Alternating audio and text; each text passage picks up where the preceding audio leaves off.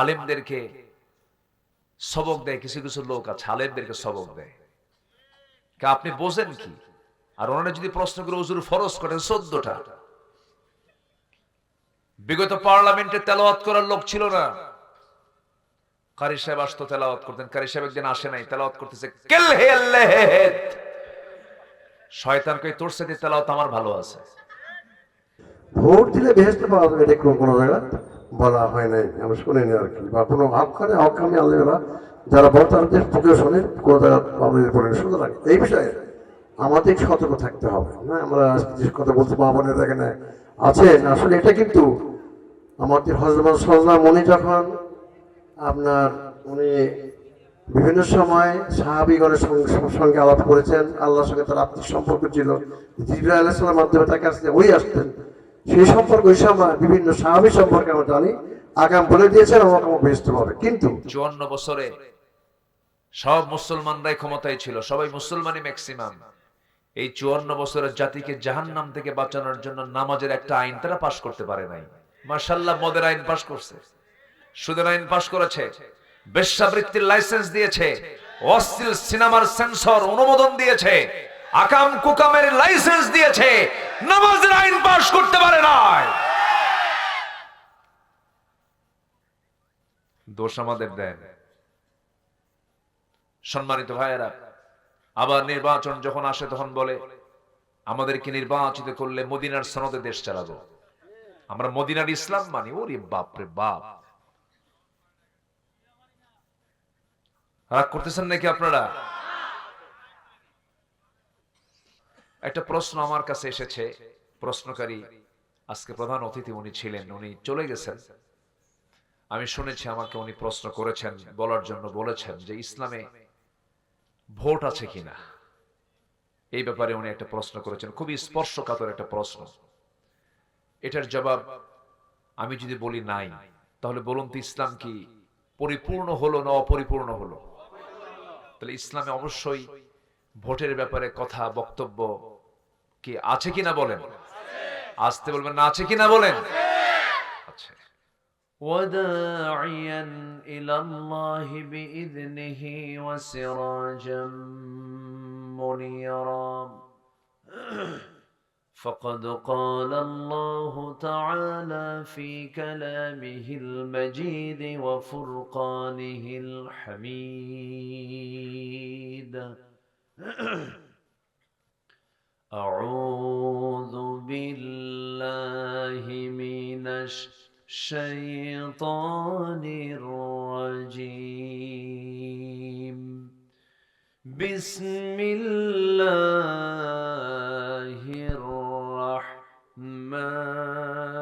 الرحمن الرحيم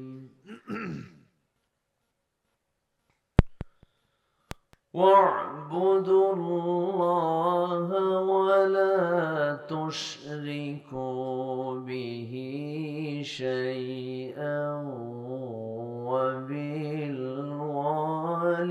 وبالوالدين إحسانا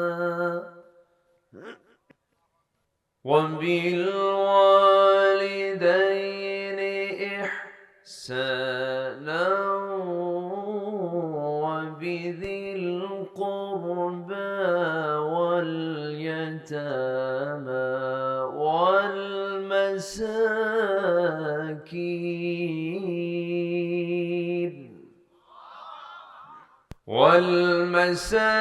والمساكين والجار ذي القربى والجار الجنب والصاحب بالجنب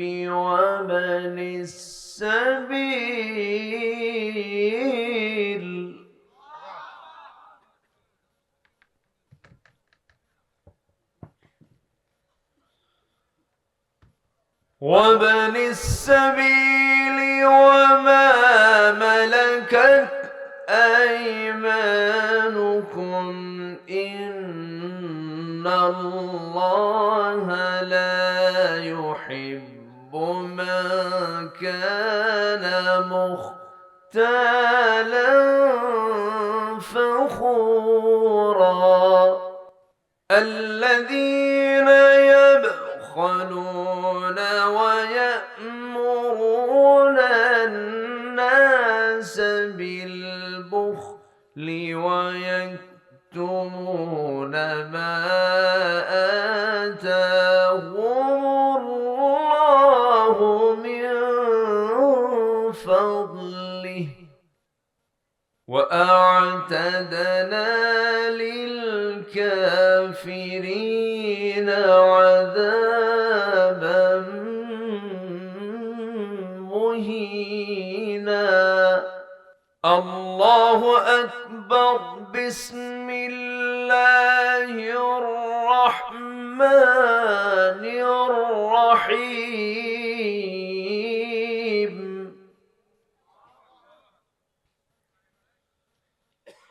إن الله وملائكته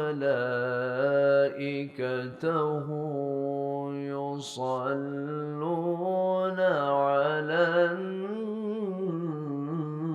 النبي يا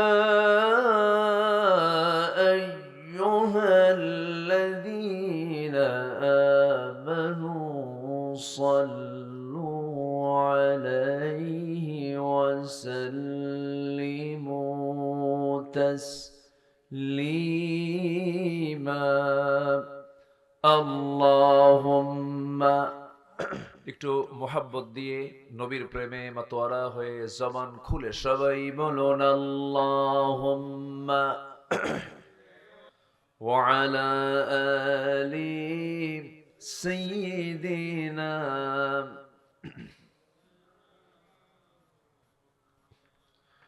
প্রাণের অধিক বেশি যার দাম রহমতাল লিল আলামিন জানো কি তোমরা তাহার নাম রহমতাল লিল আলামিন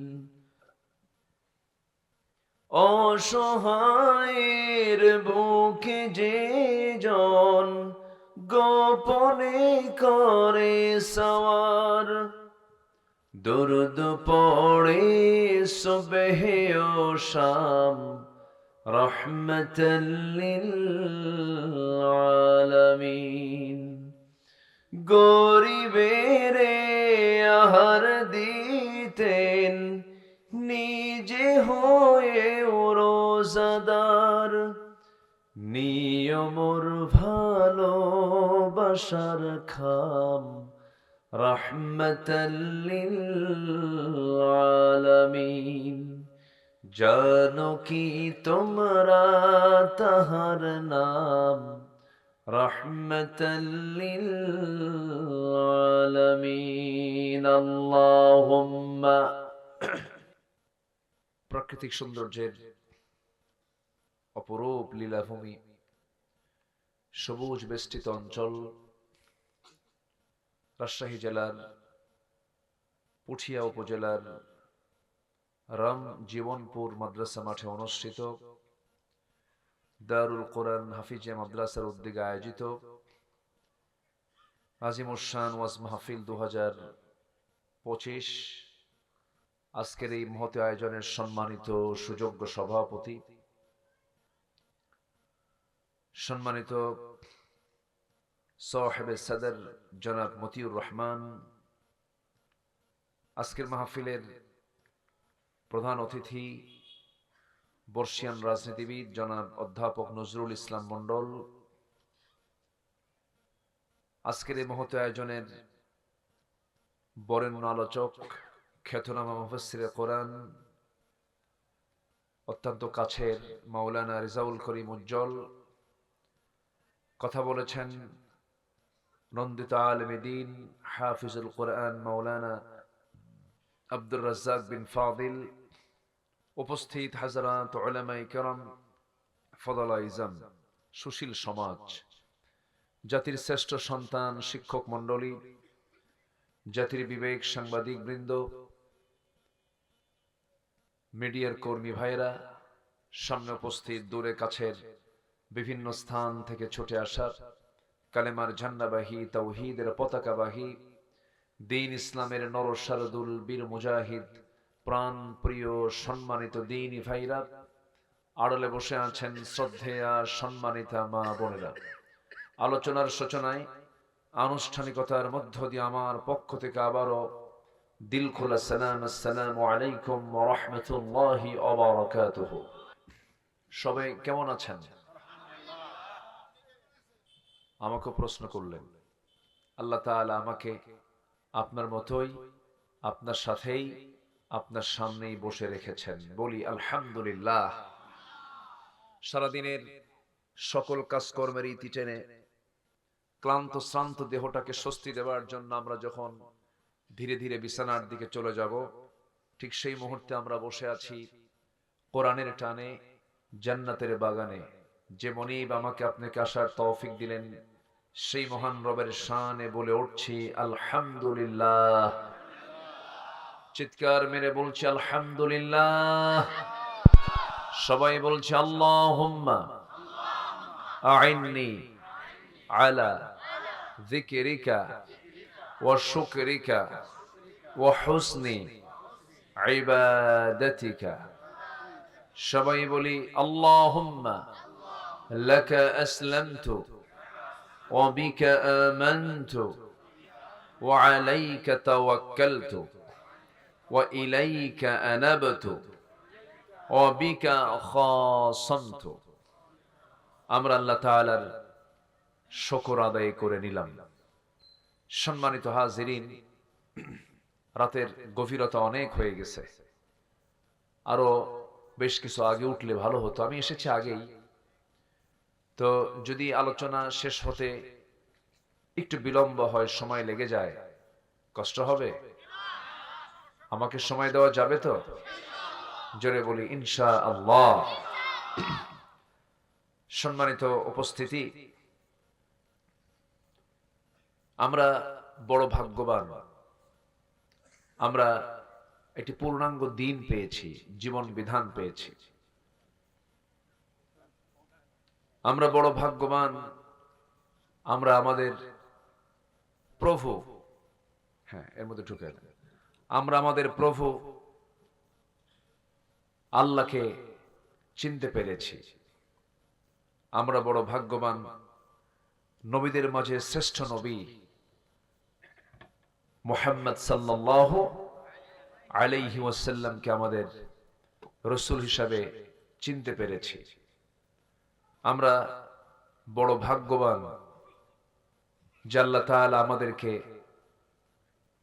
শ্রেষ্ঠ দিন ইসলামকে শ্রেষ্ঠ দিন হিসেবে গ্রহণ করার তৌফিক দিয়েছেন। আমরা বড় ভাগ্যবান। বলি আলহামদুলিল্লাহ। জোরে বলি আলহামদুলিল্লাহ। কিন্তু দুঃখজনক হলো সত্য, সেই ইসলামকে, সেই দ্বীনকে বোঝার জন্য যে মুজাহাদা, যে চেষ্টা, যে পরিমাণ চেষ্টা করে ইসলামকে বোঝা দরকার, সেই স্টাডি, সে অধ্যয়ন কিন্তু এই মুসলিম জাতি, আমার দেশের মুসলিম জাতির ভিতরে, আমার দেশের মানুষের ভিতরে এটা নাই বললেই চলে। মানে আমরা যেন ইসলামটাকে গ্রহণ করিনি, মনে হয় ইসলামটাকে আমরা পেয়েছি, যেরকম দাদার থেকে বাপ পেয়েছে, দাদা থেকে বাপ পেয়ে, বাপ থেকে আমি পেয়েছি, এরকম একটা ভাব। কিন্তু ইসলামের প্রকৃত সংজ্ঞা, একজন মুসলিমের প্রকৃত গুণ কেমন হওয়া উচিত, এই ব্যাপারে আমাদের অধিকাংশের ভিতরেই ধারণা নেই বললেই চলে। আমার কথার সঙ্গে আপনারা একমত হতে পেরেছেন কিনা জানি না। একমত কিনা বলেন? এটার কারণ হলো, আমাদের মাঝে কিছু কিছু লোকের ধারণাই আছে যে ধর্ম কর্ম এটা কিছু কোনো মতো করলেই হয়ে গেল। শুক্রবারে যাব, সপ্তাহে একদিন, বছরে রমজান মাসে একটু মক্কা মদিনা ঘুরে আসব, এরপরে সময়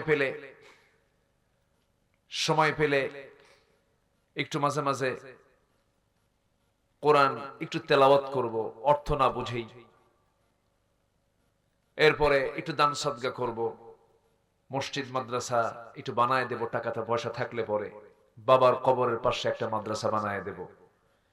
এই এই এতটুকু করলেই অনেকে ভাবেন যে এটাই বুঝি আমার ধর্মকর্মের পরিপূর্ণ অনুসরণ হয়ে গেল। কিন্তু ইসলাম কিন্তু আনুষ্ঠানিক শুধু ইবাদতের মধ্যে সীমাবদ্ধ নয়। ইসলাম হচ্ছে জীবনের সকল কাজের সঙ্গে সম্পর্কিত একটা দিন। বলি আলহামদুলিল্লাহ। আমার কথায় কি একমত আপনারা? এটা কি আমার কথা না আল্লাহর কথা? আজ থেকে আমার কথা না আল্লাহর কথা? আল্লাহর কথা। আমি আস্তে আস্তে করে বলবো। আমি আমার আলোচনার জীবনে আমার ভিতরে উচ্ছৃঙ্খলপনা, আমার ভিতরে উচ্ছৃঙ্খল কোন আলোচনার ধরন আপনারা মনে হয় পান নাই কখনো, যারা আলোচনা শোনেন আমার। আমি যতটুকু পারি হক কথাই বলি, কিন্তু আমার আলোচনার মধ্য দিয়ে যদি প্রথমে একটা দলের লোক চলে যায়, পর আরেকটা দলের লোক কিছু চলে গেল, এরপর আরেক দলের কিছু লোক চলে গেল, তাহলে আমি কথা বলবো কাকে নিয়ে?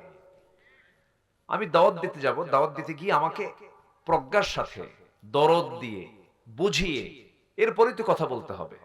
কারণ দাওয়াতের একটা পন্থা আছে না নাই বলেন তো? আছে। এখানে আমি ভাববো না যে সব আল্লাহওয়ালা মানুষ বসে আছে, এটা কি ভাবা যাবে? অনেক বেনামাজিও থাকতে পারে এই জায়গায়। আমার টঙ্গিপাড়ায় মাহফিল ছিল, টঙ্গিপাড়া নাম শুনছেন তো? কোটালীপাড়া টঙ্গিপাড়া, ওই এলাকায় হিন্দু মানুষ বেশি। আমি জানতাম না এটা। আমি আলোচনার মাঝখানে গিয়ে বললাম, ভাই এখানে অন্য ধর্মের লোক আছেন নাকি? দেখি যে হাত উঠছে 70% লোকের।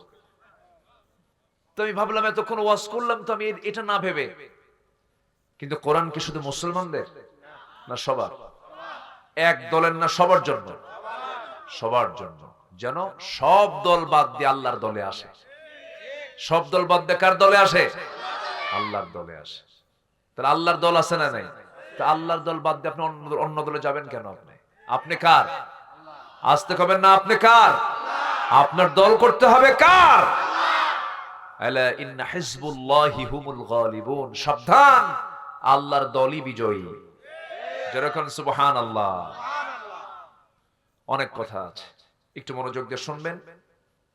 আমি আজকে হক নিয়ে কিছু কথা বলবো। হক কি নিয়ে? হক, দ্য রাইটস, অধিকার। হকুল্লাহ, আল্লাহর হক। হকুল ইবাদ, বান্দার হক।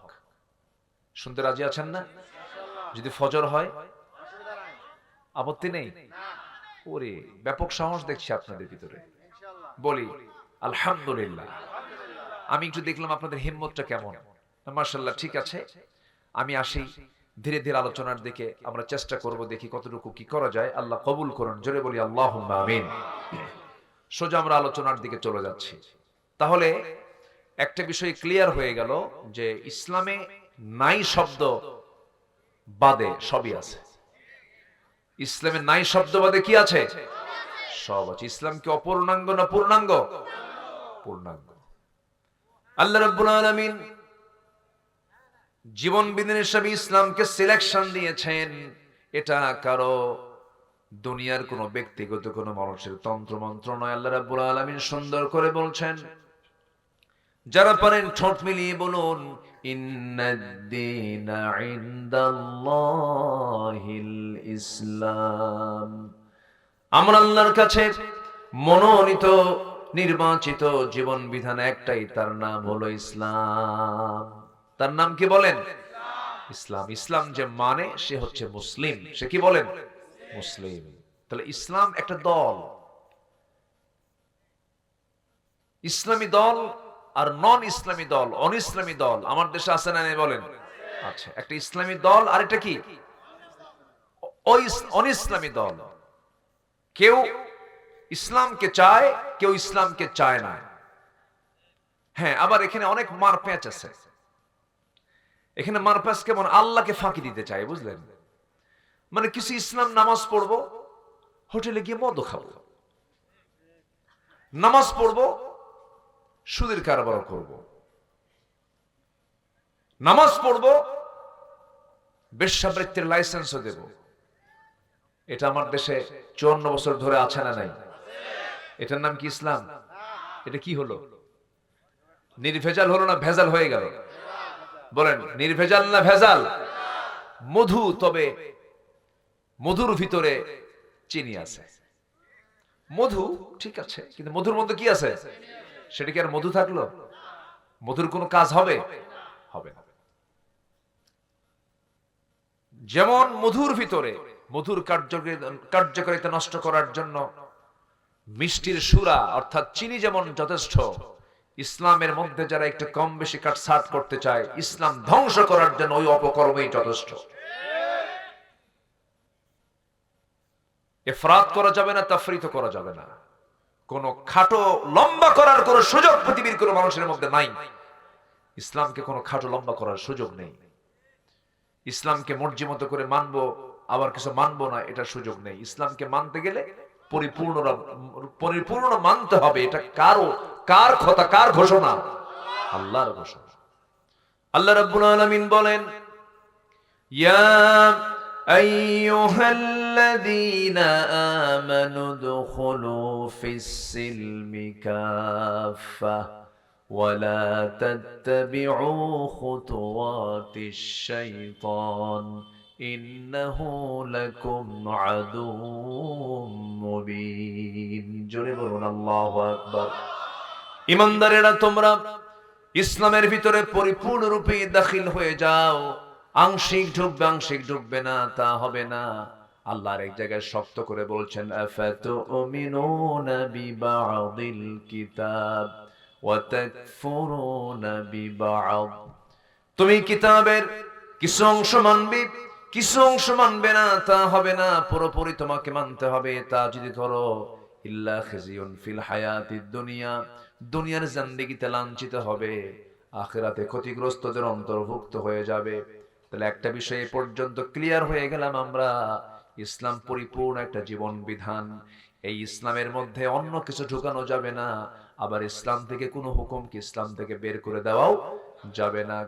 এর মধ্যে খাটো লম্বা করা যাবে না। এই সমস্ত কাজ যারা করবে তারাই হলো ফাসিক, তারাই হলো জালিম, তারাই হলো মুনাফিক। ঠিক কি না? আমার দেশে তো এরকম ধরনের লোক নাই মনে হয়।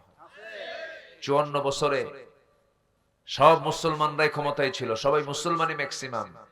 এই 54 বছরের জাতিকে জাহান্নাম থেকে বাঁচানোর জন্য নামাজের একটা আইন তারা পাশ করতে পারে নাই। মাশাআল্লাহ, মদের আইন পাশ করছে, সুদের আইন পাশ করেছে, বেশ্যাবৃত্তির লাইসেন্স দিয়েছে, অশ্লীল সিনেমার সেন্সর অনুমোদন দিয়েছে, আকাম কুকামের লাইসেন্স দিয়েছে, নামাজের আইন পাশ করতে পারে নাই। দোষ আমাদের দেন। সম্মানিত ভাইয়েরা, আবার নির্বাচন যখন আসে তখন বলে আমাদেরকে নির্বাচিত করলে মদিনার সনদে দেশ চালাবো, আমরা মদিনার ইসলাম মানি। ওরে বাপ রে বাপ, রাগ করতেছেন নাকি আপনারা?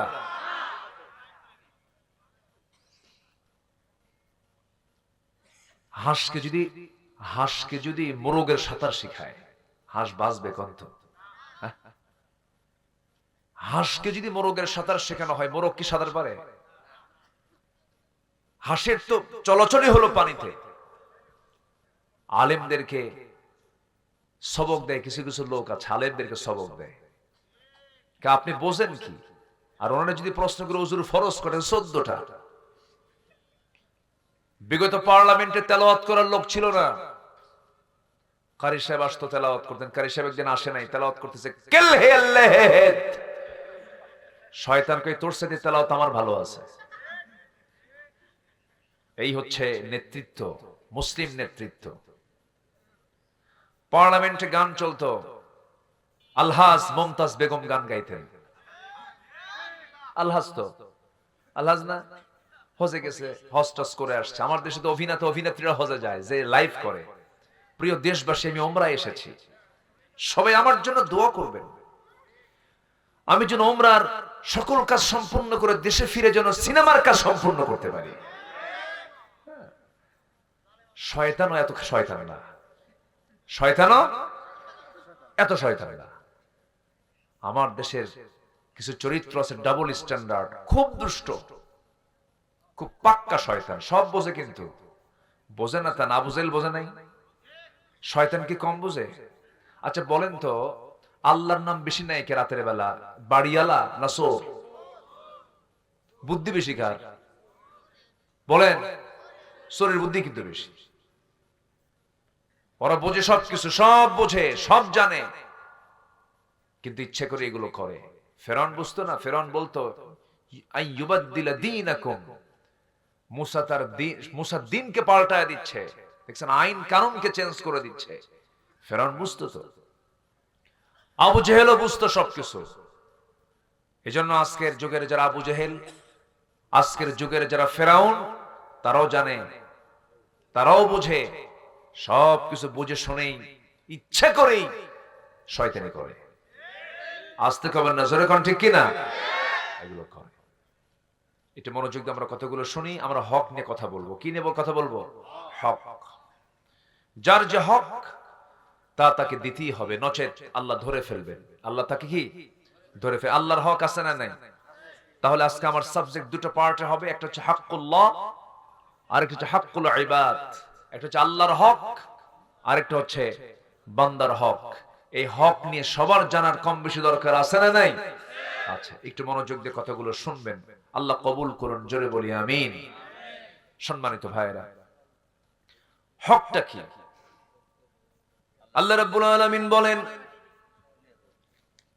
واعبدوا الله ولا تشركوا به شيئا وبالوالدين إحسانا وبذي القربى واليتامى والمساكين والجار ذي القربى والجار الجنب والصاحب بالجنب وابن السبيل وما ملكت أيمانكم إن الله لا يحب من كان مختالا فخورا جربون الله أكبر সূরাতুন নিসা আয়াত নাম্বার 36। সূরাতুন নিসা আয়াত নাম্বার 36। নিসার মানে হলো নারীগণ, নারী সমাজ। আল্লাহ রাব্বুল আলামিন নারীকে সম্মান দিয়ে একটা সূরার নামকরণ করেছেন, সূরাতুন নিসা দিয়েছেন। কিন্তু আমরা পুরুষ, আমরা বাদ পড়ছে, আমাদের নামে কোনো সূরাই নাই। আমাদের নামে কোনো সূরা নাই। তাহলে মহিলা আছে কিন্তু পুরুষ নাই, চিন্তা করছেন? আর কিছু মায়েরা বলে আমাদের কোনো দামই নাই ইসলামে, অথচ আল্লাহ পাক নারী জাতির নামে একটা সূরা নাজিল করে দিয়েছেন। জান্নাত রেখেছেন কার পায়ের নিচে? হ্যাঁ, নারীর পায়ের নিচে। কার পায়ের নিচে? নারী। একটা নারীর পায়ের নিচে আল্লাহ পাক জান্নাত রেখে দিয়েছেন। কোরআনের মতো কিতাবে 114 সূরার মধ্যে একটা সূরার নামকরণ করেছেন নারী সমাজ, কিন্তু কোথাও কোনো পুরুষ নামে কোনো সূরা নাই। আছে? নাই তো। সূরাতুর রিজাল নাই, নাই তো। হ্যাঁ, নবীর নামে সূরা আছে, সূরা মুহাম্মদ, সূরা ইউনুস, ইউসুফ আছে, সূরা ইব্রাহিম আছে না নাই? আছে। কিন্তু পুরুষ সমাজ নামে, পুরুষ, রিজাল, এই জাতীয় কোন সূরা কোরআন শরীফে নাই। আমার নবীজি মেয়েদেরকে খুব পছন্দ করতেন, মেয়েদের সম্মান মর্যাদার দিকে সবসময় নজর দিতেন। অথচ আজকে কিছু মুসলিম পরিবারের কিছু নারী আছে যারা ইসলামকে ভয় পায়। ওরা ভাবে ইসলাম মানি হলো পর্দার মধ্যে আটকায় রাখা। এটা ভুল ধারণা। ইসলাম নারীকে যে অধিকার দিয়েছে, পৃথিবীর কোথাও আপনি অধিকার পাবেন না। যেরকম সুবহানাল্লাহ। সম্পদ বেশি পায় কে? পুরুষ না মহিলা? ভালো করে কোন সম্পদের ক্ষয় বেশি কার? পুরুষের না নারীর? পুরুষের সম্পদের ক্ষয় বেশি, থাকি না শেষে, যোগ বিয়োগ করে শেষ। আর মেয়েদের শুধু জমতে থাকে। ওই যে বিয়ার পর থেকে, মোহরনার থেকে শুরু হলো, ক্ষয় নাই, থেকেই যায়। স্ত্রী স্বামীকে দেখবে না স্বামী স্ত্রীকে দেখবে? হ্যাঁ, দেখার দায়িত্ব কার? আস্তে আস্তে কোন কেন ভাই, কি আপনি ভয় পান নাকি? দেখার দায়িত্ব কার? না চাচ্ছেন যে না বউরা দেখুক, আমরা বসে বসে খাই? দায়িত্ব কার? স্বামী। স্বামীকে আল্লাহ পাকে দায়িত্ব দিয়েছেন, ফরজ দায়িত্ব। কি দায়িত্ব বলেন? ফরজ দায়িত্ব, সুন্নত না, নফল না, ফরজ দায়িত্ব। এটা দেখতে হবে। সন্তানের ভরণ পোষণ দেখাও ফরজ। এটাও মার জন্য না, এটা কার জন্য? বাবার জন্য। কার জন্য বলেন? বাবার জন্য। তাহলে বাবার বোঝা কি কম না বেশি বলেন তো? বেশি। বাবার কাঁধে বোঝাটা বেশি করে কে দিয়েছেন বলেন তো? আল্লাহ দিয়েছেন। তাহলে একটা নারী তার শুধু আয় আছে কিন্তু ব্যয় নাই, আয় আছে কিন্তু ক্ষয় নাই। দিন শেষে, জীবন শেষে দেখা যায় একটা নারীর সম্পত্তির পরিমাণটা পুরুষের চাইতে বেশি হয়ে যায়। এরপরেও বলছে ইসলাম ঠকাইছে কেন? ইসলাম ঠকাইছে এই জন্য, ভাই পায় 2 বিঘা, বোন পায় 1 বিঘা। দেখছেন পেঁচটা লাগাইছে কোন জায়গায় গিয়ে? ভাই পায় 2 বিঘা, বোন পায় 1 বিঘা, তাহলে অর্ধেক পেয়ে গেল। লিযযাকারি মিসলে হাযযিল উনসাইন, এটা ঠকাইল। হ্যাঁ না থাক, কি হয়েছে, সমস্যা পুরো ওখান থেকে একটু মুছে দেন, ওখান থেকে একটু করে দেন না, একটু হটাবো না, আপনি ওখানে একটু গুতা মারেন দেখি, আমি সরবো না, যা আছে কপালে হোক। ধার ভালোই তো পড়ে দেখি, কুয়াশা তো প্রচুর কুয়াশা, কপালে আমার কপালই ছিল তো। হ্যাঁ ওখানে না, এখানে। হ্যাঁ জি, একটু ই করে দেন, ঠিক হয়ে যাবে ইনশাআল্লাহ।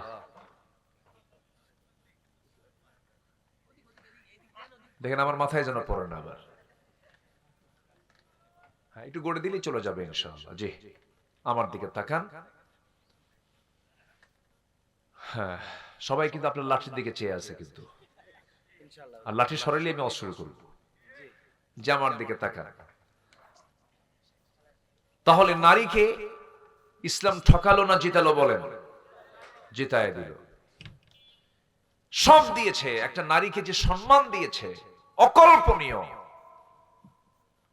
অকল্পনীয়। মান আহাক্কা বিহসনি সাহাবাতি, সবচেয়ে বেশি হক পাওয়ার যোগ্য ব্যক্তি একটা সন্তানের কাছে কে? আল্লাহ রাসূল বলেন তোমার মা, এরপরে কে? তোমার মা, এরপরে কে? তোমার মা। মান আহাক্কা বিহসনি সাহাবাতি, 3টা বার বলে দিলেন মায়ের কথা, নারীর কথা বললেন। সবচেয়ে সম্মান ইসলামে একটা নারীকে দেওয়া হয়েছে। জোরে বলে উঠি সুবহানাল্লাহ। কিন্তু বলতেছে আমারে কেন 2 বিঘা না দিয়ে 1 বিঘা দিল, ওরে কেন 2 বিঘা দিল? কিন্তু আমার বন্ধুগণ, এই যে হক, ভাইটাকে 2 বিঘা দেওয়া হলো, বোনটাকে 1 বিঘা দেওয়া হলো, কেন দেওয়া হলো, কি জন্য দেওয়া হলো? ধরুন মেয়েটার বিয়ে হয়ে গেল, বোনটার বিয়ে হয়ে গেল। বোনের বিয়ে হওয়ার পরে সেই বোনের যদি সংসার স্বামীর ঘরে না হয়, ফিরে আসবে কার বাড়ি? বাবার বাড়ি। কার বাড়ি বলেন? বাবার বাড়ি। কিন্তু বাবা পৃথিবীতে বেঁচে নাই, আসবে কার বাড়িতে? ভাইয়ের বাড়িতে। কিন্তু ভাই বলবে তখন তুইও 2 বিঘা, আমিও 2 বিঘা, যা। ঠিক আছে না? আমিও 2 বিঘা, তুইও 2 বিঘা, সমান সমান সম্পত্তি পেয়েছিস, তুই চলে যা। কিন্তু বলার কোনো সুযোগ পাবে না, কারণ ভাইটা নিয়েছে 2 বিঘা, বোনটা পেয়েছে 1 বিঘা। আর এই পৃথিবীতে একজন নারীকে আল্লাহ পাক এত সম্মান, এত মর্যাদা দান করেছেন।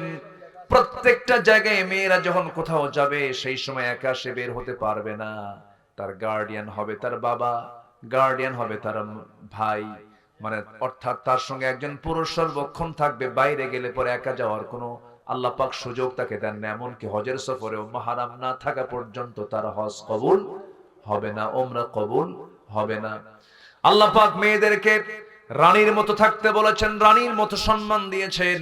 যেখানেই যাবে তাদের চাকর হবে পুরুষ মানুষ। কিন্তু মেয়েরা বলল না, পুরুষ যদি চাকর হয় আমরা হব চাকরানী। আমরা হব কি? চাকরানী। সমান সমান অধিকার। এই যে সমাজের ভিতরে অসামঞ্জস্য তৈরি হয়ে যায়, একজন নারীর যে ক্ষেত্রটা, তার যে কর্মক্ষেত্র, তার যে কাজ, তার পেটে আল্লাহ পাক সন্তান দিয়ে দেন। পুরুষের পেটে সন্তান তো আসে না, পুরুষ তো সন্তান ডেলিভারি করে না। নারীর যে ফাংশন, নারীর যে ডিপার্টমেন্ট, এই ডিপার্টমেন্ট অনুযায়ী আল্লাহ রাব্বুল আলামিন নারীকে সেইভাবেই থাকতে বলেছেন। আল্লাহ বলছেন ওয়াকারনা ফি বুয়ুতিকুন্না ওয়ালা তাবাররাজনা তাবাররুজাল জাহিলিয়াতিল উলা, তোমরা বাড়িতে অবস্থান করো, তবে হ্যাঁ বাইরে যখন বের হবে বাড়ির মতো পরিবেশ নিয়ে, দরজা জানালা নিয়ে বের হবে, বোরকা পরে বের হবে, শালীন পূর্ণ পোশাক পরে তোমরা বাইরে বের হবে, যেন তোমাদের সম্মান সম্ভ্রম যেন ঠিক থেকে যায়, তোমাদের বাহ্যিক যে সৌন্দর্য যেন প্রকাশ না পেয়ে যায়। এমন সুন্দর শালীনপূর্ণ পোশাক পরে বাইরে বের হবে, কথা বলতে যাবে না। ওয়াকুলনা কাওলাম মারুফা, যখন তোমরা পরপুরুষের সঙ্গে কথা বলার প্রয়োজন মনে করবে স্ট্রেট কথা বলবে, কারণ স্ট্রেট কথা না বললে ফায়াতমা আল্লাযীনা ফি কলবিহি মারাদুন, যাদের অন্তরে রোগ আছে, তোমার সুন্দর কথা শুনে তার রোগটা বেড়ে যাবে। আল্লাহ রাব্বুল আলামিন সবকিছু ক্লিয়ার করে দিয়েছেন। ও বান্দা, ও বান্দী, এই দুনিয়াতে আমার হুকুমটা মেনে চলো। সব বিধান আমি তোমার জন্য ইসলামে দিয়ে দিয়েছি, কোরআনে দিয়ে দিয়েছি। আমার বন্ধুগণ, আল্লাহ রাব্বুল আলামিন হক নিয়ে বান্দাকে ধরে ফেলবেন কিয়ামতের দিন। সব গুনাহ মাফ হবে, কিন্তু হকের গুনাহ মাফ হবে না। এই জন্য হক নিয়ে আজকে কিছু কথা বলতে চাচ্ছি। এক নম্বর হলো কার হক? আসতে বলবেন না, কার হক? জোরে বলেন, কার হক? আল্লাহর হক। এই হক আদায়ের জন্য, আল্লাহর হক আদায়ের জন্য বান্দার জন্য 10টা করণীয়। কয়টা করণীয় বলেন? 10টা করণীয়, একটা একটা করে বলবো। আমার বন্ধুগণ, একটা হাদিস বলি, আমি সেই করণীয়ের দিকে চলে যাচ্ছি। আল্লাহ রাব্বুল আলামিন তার পিয়ারা হাবিবকে, এক সাহাবী, একদিন রাসূলকে এক সাহাবী প্রশ্ন করলেন। সেই সাহাবীর নাম হলো মুআজ রাদিয়াল্লাহু তাআলা আনহু। প্রশ্ন করছেন, রাসূল নিজেই বলছেন, তিনি বলেন, একদিন রাসূল তাকে প্রশ্ন করছেন, ইয়া মুআজ, রাসূলই প্রশ্ন করছেন সাহাবীকে, ইয়া মুআজ, হাল তাদরি হাক্কুল্লাহ আলা ইবাদিহি ওয়া মা হাক্কুল ইবাদি আলা আল্লাহ? মুআজ, তুমি কি জানো বান্দার উপর আল্লাহর হক কি? আল্লাহর উপরে বান্দার হক কি? তোমার কি জানা আছে নাকি? সঙ্গে সঙ্গে মুআজ বললেন, কুলতুল্লাহ ওয়া রাসূলুহু আ'লামু, আমি বলে দিলাম, আল্লাহ এবং আল্লাহর রাসূল ভালো জানেন, আমি তো জানবো না, হুজুর আপনি বলুন। রাসূল বলছেন, ফাইন্না হাক্কুল্লাহি আলা ইবাদি আন ইয়াবুদুহু ওয়া লা ইউশরিকু বিহি শাইআন ওয়া হাক্কুল ইবাদি আলা আল্লাহ আল্লা ইউআযযিবু মান লা ইউশরিক বিহি শাইআন। আল্লাহর উপরে বান্দার উপর আল্লাহর হক হলো বান্দা তার ইবাদত করবে, শিরিক কখনো করবে না। আর ইবাদত, আর আল্লাহর উপরে বান্দার হক হলো তার ইবাদতে কাউকে শরীক না করলে আল্লাহ তাকে কোনো শাস্তি না দিয়ে জান্নাত দিয়ে দিবেন। জোরে কোন সুবহানাল্লাহ। আল্লাহ ইউআযিব, আল্লাহ পাক তাকে আযাব দিবেন না, শাস্তি দিবেন না যদি সে শিরিক না করে। জোরে কোন সুবহানাল্লাহ। এই হাদিস একটা শর্ট, আল্লাহর হক মানে বান্দার হক আল্লাহর উপরে শর্ট একটা ধারণা আমরা পেয়ে গেলাম। এখন আসুন আমরা কোরআন সুন্নাহর আলোকে আল্লাহর হক আদায় করার জন্য বান্দার 10টা করণীয়, আমাদের 10টা করণীয় কাজ আছে। নাম্বার 1 হচ্ছে সমস্ত প্রকার শিরকের সাথে সম্পর্ক ছেদ করতে হবে। কোন শিরকের কোন ছোঁয়া আমার জীবনে রাখা যাবে না। এখন শিরকটা কি? আমার আলোচনায় কি বিরক্ত হচ্ছেন নাকি আপনারা? আমি অপ্রাসঙ্গিক, অপ্রয়োজনীয় আমি কোনো কথা বলতে পারি না ভাই। ওই যে তারানের বান্দরে কলা খাইছে ইন্দুরে, এই জাতীয় কথা আমার মুখ থেকে বের হয় না। বেফাস কোনো কথা আমি বলতে পারি না, বলা ঠিকও না। কারণ কিয়ামতের দিন প্রত্যেকটা কথার জবাব সব একটা একটা করে আদায় করবেন তিনি আমার কে? আল্লাহ। এজন্য জিহ্বাকে যতটুকু পারা যায় বিশ্রাম দেওয়া উচিত। চুপ থাকা বেশি ভালো। কথা বললেই ভুলের সম্ভাবনা কম না বেশি? বেশি। এই জন্য কথা যতটুকু বলবো এটা যেন কাজের কথা হয়। কিসের কথা হয়? কাজের কথা হয়। কিন্তু চৌমোহনী, ত্রিমোহনী, বিভিন্ন রাস্তার মোড়ে মোড়ে কিছু চায়ের দোকান থাকে, সেখানে খুব অহির কথা হয়, তাই না? হায়রে আল্লাহু আকবার, কত যে আজে বাজে কথা মুসলমানদের মুখ থেকে বের হয়, অথচ মুসলমানদের মুখ হবে, জবান হবে সবচাইতে পরিচ্ছন্ন জবান। বেহুদা বাজে একটা কথাও মুখ থেকে বের হতে পারে না ইমানদারের মুখ থেকে। ইমানদারের মুখ হবে দলিলের মতো। কিসের মতো? জমির দলিলের মতো, যেন কোনো ভুল না থাকে। কিন্তু বান্দা বেফাস কথাবার্তা বলে, বিশেষ করে মোটর ডিপার্টমেন্ট, মোটর শ্রমিকের যারা পাবলিক বাসে বিভিন্ন জায়গায় যারা একটু চলাফেরা করেন, হাইরে তাদের ভাষা, মানে দিনটাই শুরু করে হলো মায়ের 14 গোষ্ঠী উদ্ধার কইরা। আছে কিনা বলেন? আছে কিনা? এগুলো আছে না? আছে। এগুলো ইমানদারদের সঙ্গে এটা যায় না, ইমানদাররা এগুলো করতে পারে না। এগুলো থেকে আমরা নিজেকে পরহেজ রাখবো। জোরে বলি ইনশাআল্লাহ। শিরক করা যাবে না। সব গুনাহ মাফ হবে, শিরকের গুনাহ মাফ হবে না। আল্লাহ রাব্বুল আলামিন বলেন, ইন্নাল্লাহা লা ইয়াগফিরু আন ইউশরাকা বিহি ওয়া ইয়াগফিরু মা দুনা যালিকা লিমান ইয়াশা ওয়া মান ইউশরিক বিল্লাহি ফাকাদ দাল্লা দালালান بعيدا سورة النساء আয়াত নাম্বার 116 116 নম্বর আয়াত আল্লাহ রাব্বুল আলামিন বলেন আল্লাহ রাব্বুল আলামিন বান্দার সকল গুনাহ ইচ্ছা করলে সব গুনাহ maaf করে দিতে পারেন কিন্তু আল্লাহ কখনো শিরকের গুনাহ বান্দার maaf করবেন না কার কথা আসতে বলবেন না কার কথা সেই দিন কোথায় যেন একটা ভিডিওতে দেখতে পেলাম বাউল সম্রাট আবুল সরকার নাকি বাউল সম্রাট আবুল সরকার সে আবুল সরকার বলতেছে আল্লাহ নাচতে কইছে কোরআনে 7 বার দেখছেন যেরকম নাউজুবিল্লাহ কোথায় নাচতে কইলো বলে কুল আউযু বিরাব্বিন নাস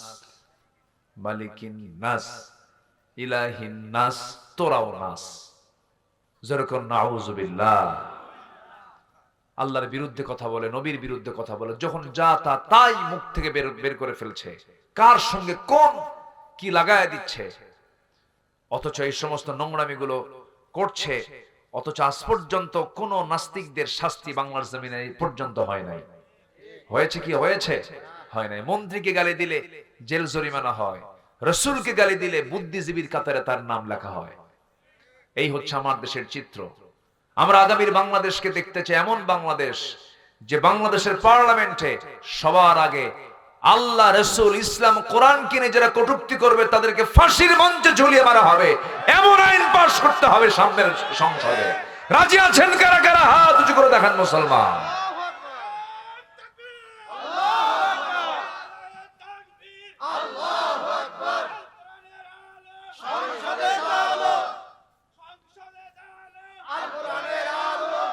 জমিনটা কার আসতে কবেন না জমিনটা কার এই জমিনের মালিকের বিরুদ্ধে কথা বললে আমরা কি চুপ করে থাকতে পারি আমাদের দায়িত্ব আছে না নাই আল্লাহর জমিন অবস্থান করে আল্লাহর বিরুদ্ধে কথা বলো জিহ্বা টেনে ছিড়বো আমরা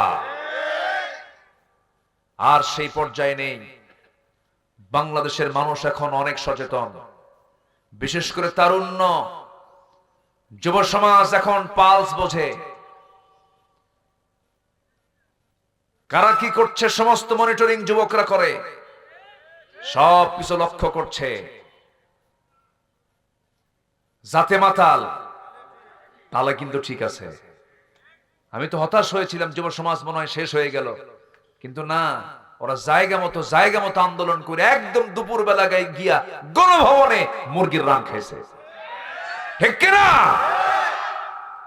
সব বোঝে কারা দালালি করো কারা চাঁদাবাজি করো কারা সন্ত্রাসী করো কারা কি করো সব যুবকদের নোটে আছে যুবকদের নোটে আছে না নাই সব তারা নোট করতেছে ভাইরে এই জমিনটা আমার দেশটা গুনায় ভরে গেছে এত গুনাহ চলছে দেখলেন না সপ্তাহ কয়েক আগে কোন এক শুক্রবারে সকাল 10:30টায় একটা জমিন নাড়া দিয়ে উঠলো এটা নাড়া দেওয়া মানে কি আমরা কি করি কেউ যদি একটু ঘুম আসে অথবা কোনো বেখেয়াল হয় কি করি তাই না এরকম ধাক্কা দেন এরকম করি না আমরা আল্লাহ কি করছে একটা ধাক্কা মারছে এক ধাক্কায় কয়েক সেকেন্ডের ধাক্কায় ঢাকা শহরের কোন বিল্ডিং একটা মানুষও নাই সব মারছে দূর বাড়ি ধুইয়া জুতা পায় না খালি পায়ে জুতা পায় না খালি পায়ে খালি পায়ে গায়ে তো মনে হয়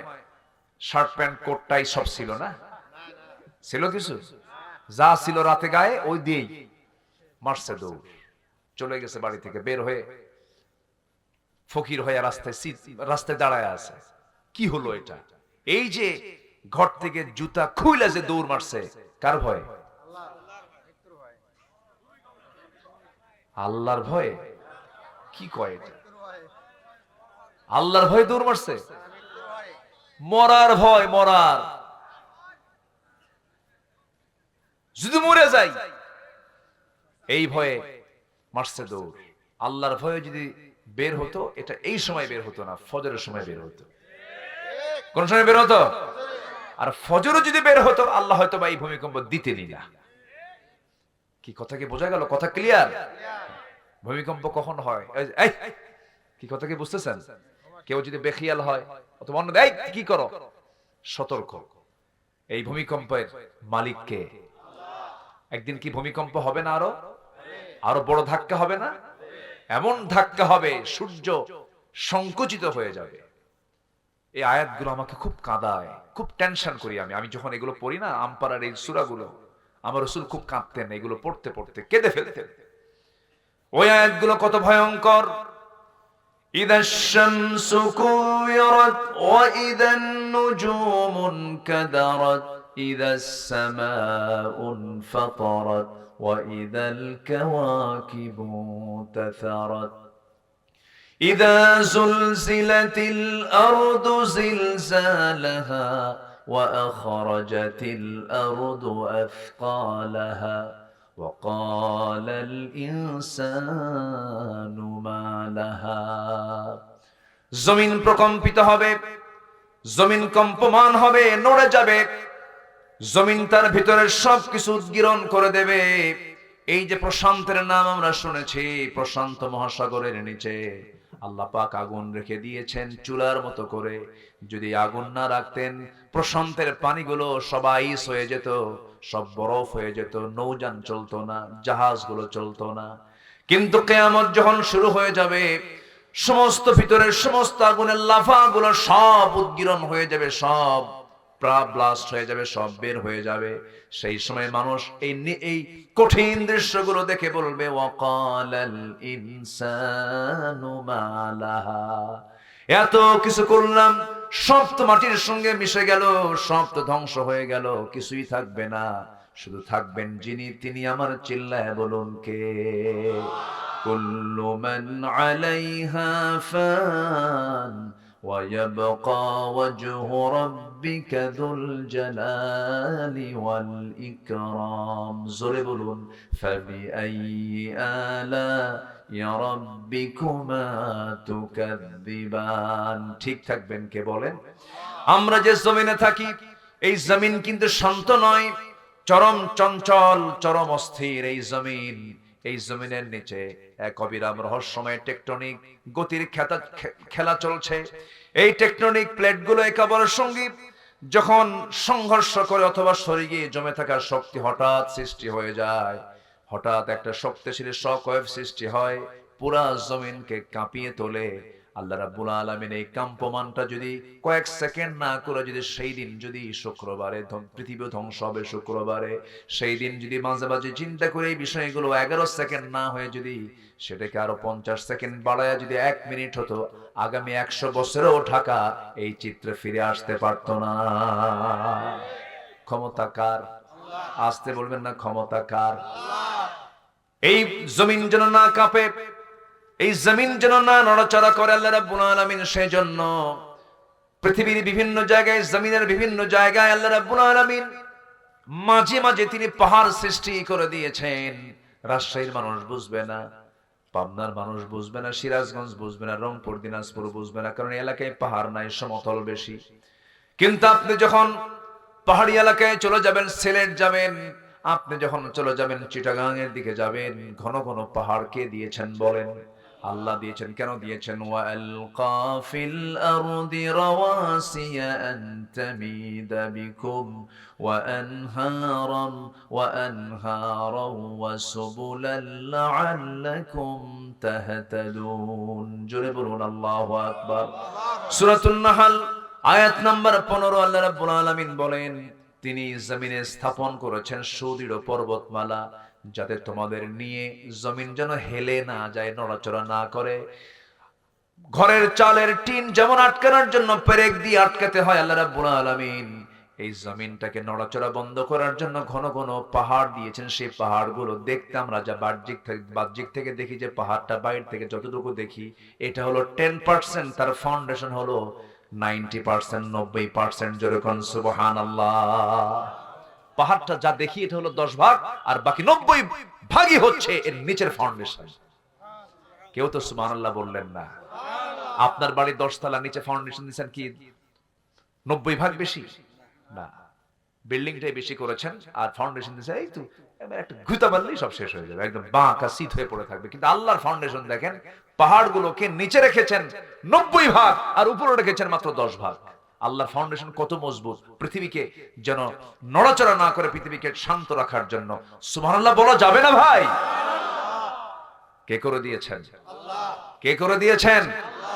এজন্য আমরা সবাইকে ভুলে গেলেও কাকে ভুলবো না? বলেন কাকে ভুলবো না? আল্লাহকে ভোলা যাবে না। চোখটা দিয়েছেন কে? কি সুন্দর চোখ বানায় দিয়েছেন। ক্যামেরার চোখ আছে না? এই ক্যামেরার চোখ নাই? না থাকলে আমারে দেখে, দেখতেছে, দেখেন না হুজুর কোন ভুলটা করে, এই দেখতেছে এভাবে। এরাও খালি ক্যামেরা খালি দেখতেছে, হুজুর ভুল যেটাই করবে ওটাই ফরওয়ার্ডে দিয়ে দেবো, হুজুরের কাণ্ড দেখো।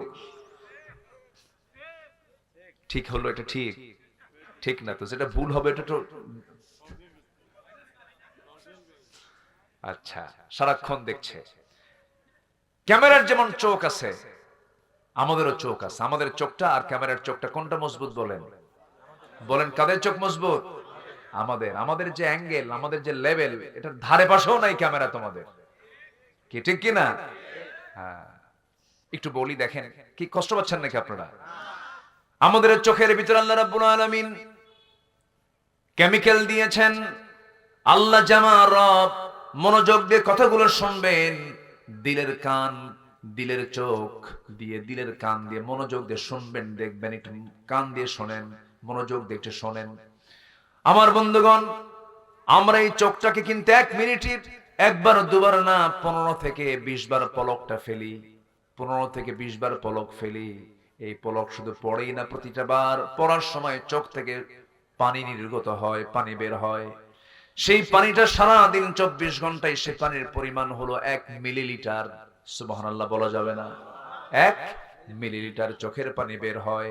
ওয়াইফারের মতো চোখের পলক কাজ করে, ধুলাবালি ঢোকা মাত্রই সেটাকে আউট করে দেয়। আবার চোখের পানি আল্লাহ রাব্বুল আলামিন লবণ করে দিয়েছেন। কেন? লবণ আছে যেখানে জীবাণু নাই, সেখানে জীবাণুনাশক হলো লবণ। সমুদ্রের পানিকে মিঠা করেছেন না লবণ করেছেন? লবণ করেছেন। নদীর পানি মিঠা করেছেন কেন? নদীর পানি বান্দার প্রয়োজন লাগবে, নদীর পানি দিয়ে সেচ হবে, নদীর পানি দিয়ে গাছগাছালি হবে, এজন্য নদীর পানিকে মিঠা করেছেন। আবার নদী নালা খালবিল দিয়ে সমস্ত পচা আবর্জনাগুলো সব গড়ে গড়ে গিয়ে সমুদ্রে পড়বে। আল্লাহ রাব্বুল আলামিন সমুদ্রের পানিকে দূষণমুক্ত করার জন্য, সমস্ত দূষিত গুলোকে হজম করার জন্য, জীবাণুমুক্ত করার জন্য 7টা সমুদ্রের সমস্ত পানিগুলোকে মহান রাব্বুল আলামিন লবণ করে দিয়েছেন। আবার ওই লবণ পানি যখন তুলতে হয়, পানি চক্র আকারে যখন লবণ পানিগুলো তুলতে হয়, সেই পানিগুলো লবণ না তুলে মিঠা তোলেন। লাউ নাশাউ জাআলনাহু উজাজান ফালাউলা তাশকুরুন। ওই বঙ্গোপসাগরের পানি রাজশাহীতে আসে না? বৃষ্টিতে আসে না? আসে না? আসে না? বঙ্গোপসাগরের লবণ পানি আসে না? মিঠা পানি আসে।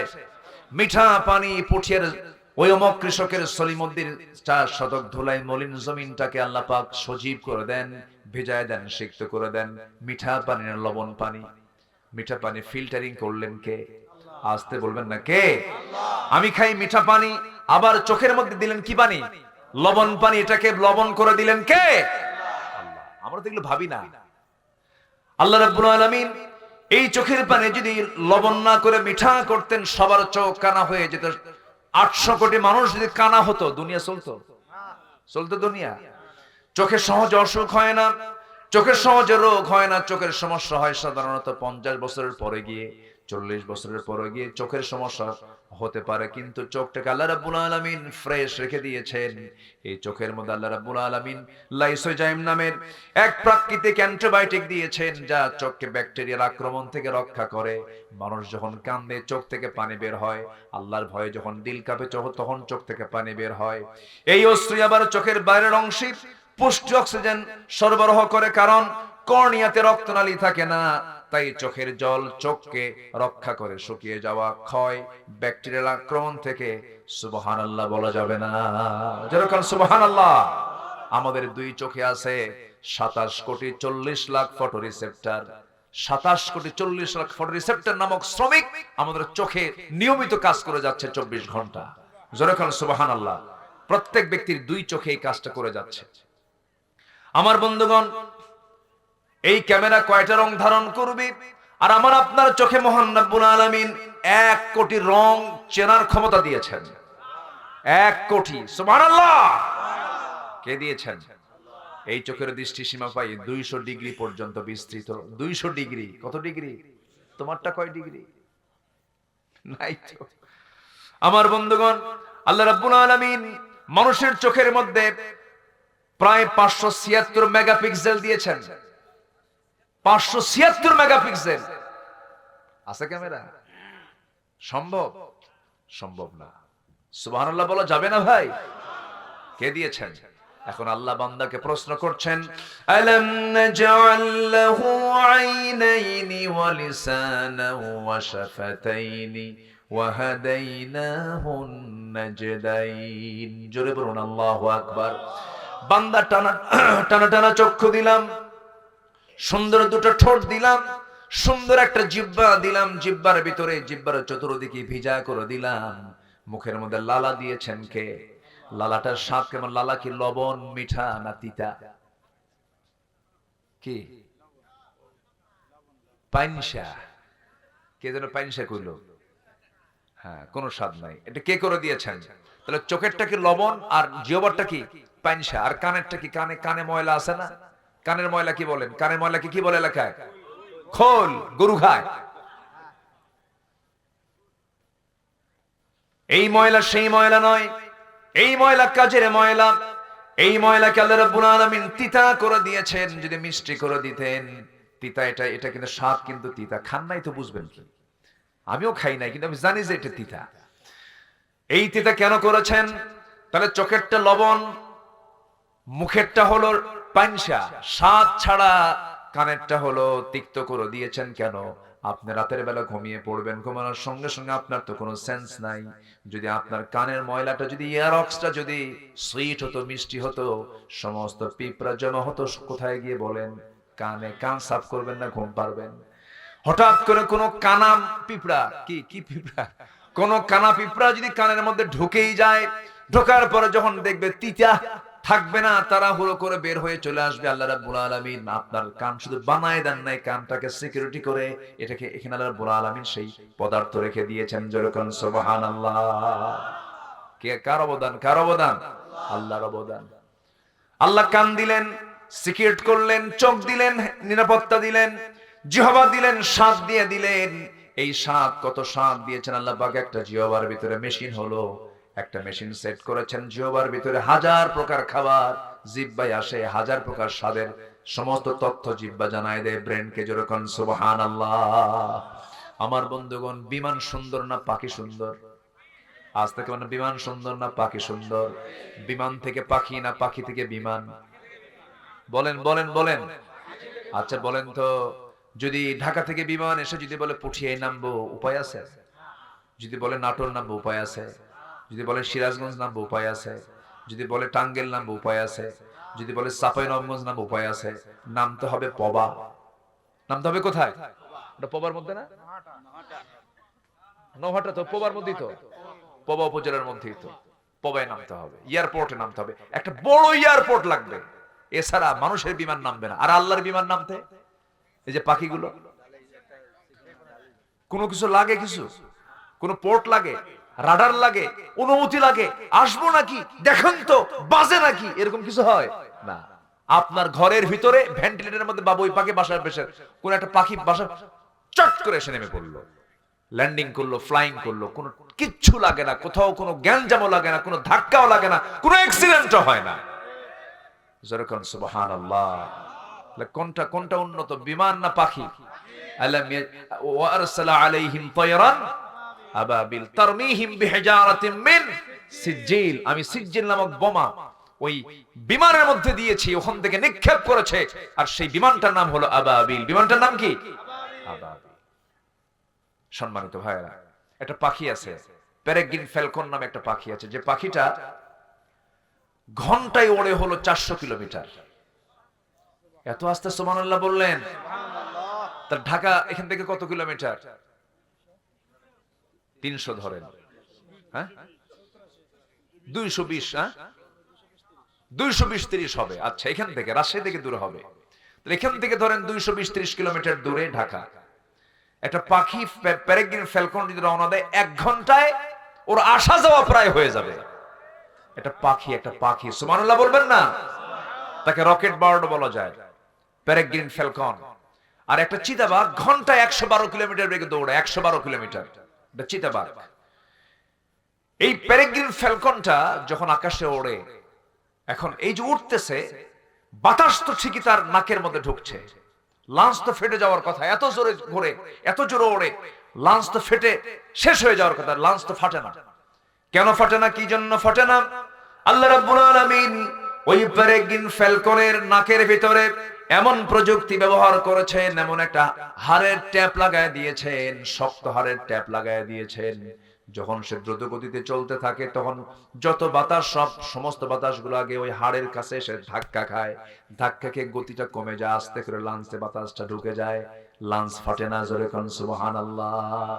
ঠিক এই পেরেগ্রিন ফ্যালকনের এই টেকনোলজি আজকের বিমান বানাতে ব্যবহার করেছে, এই ঠিক একটা ট্যাপ লাগায় দিয়েছে। সুবহানাল্লাহ বলা যাবে না?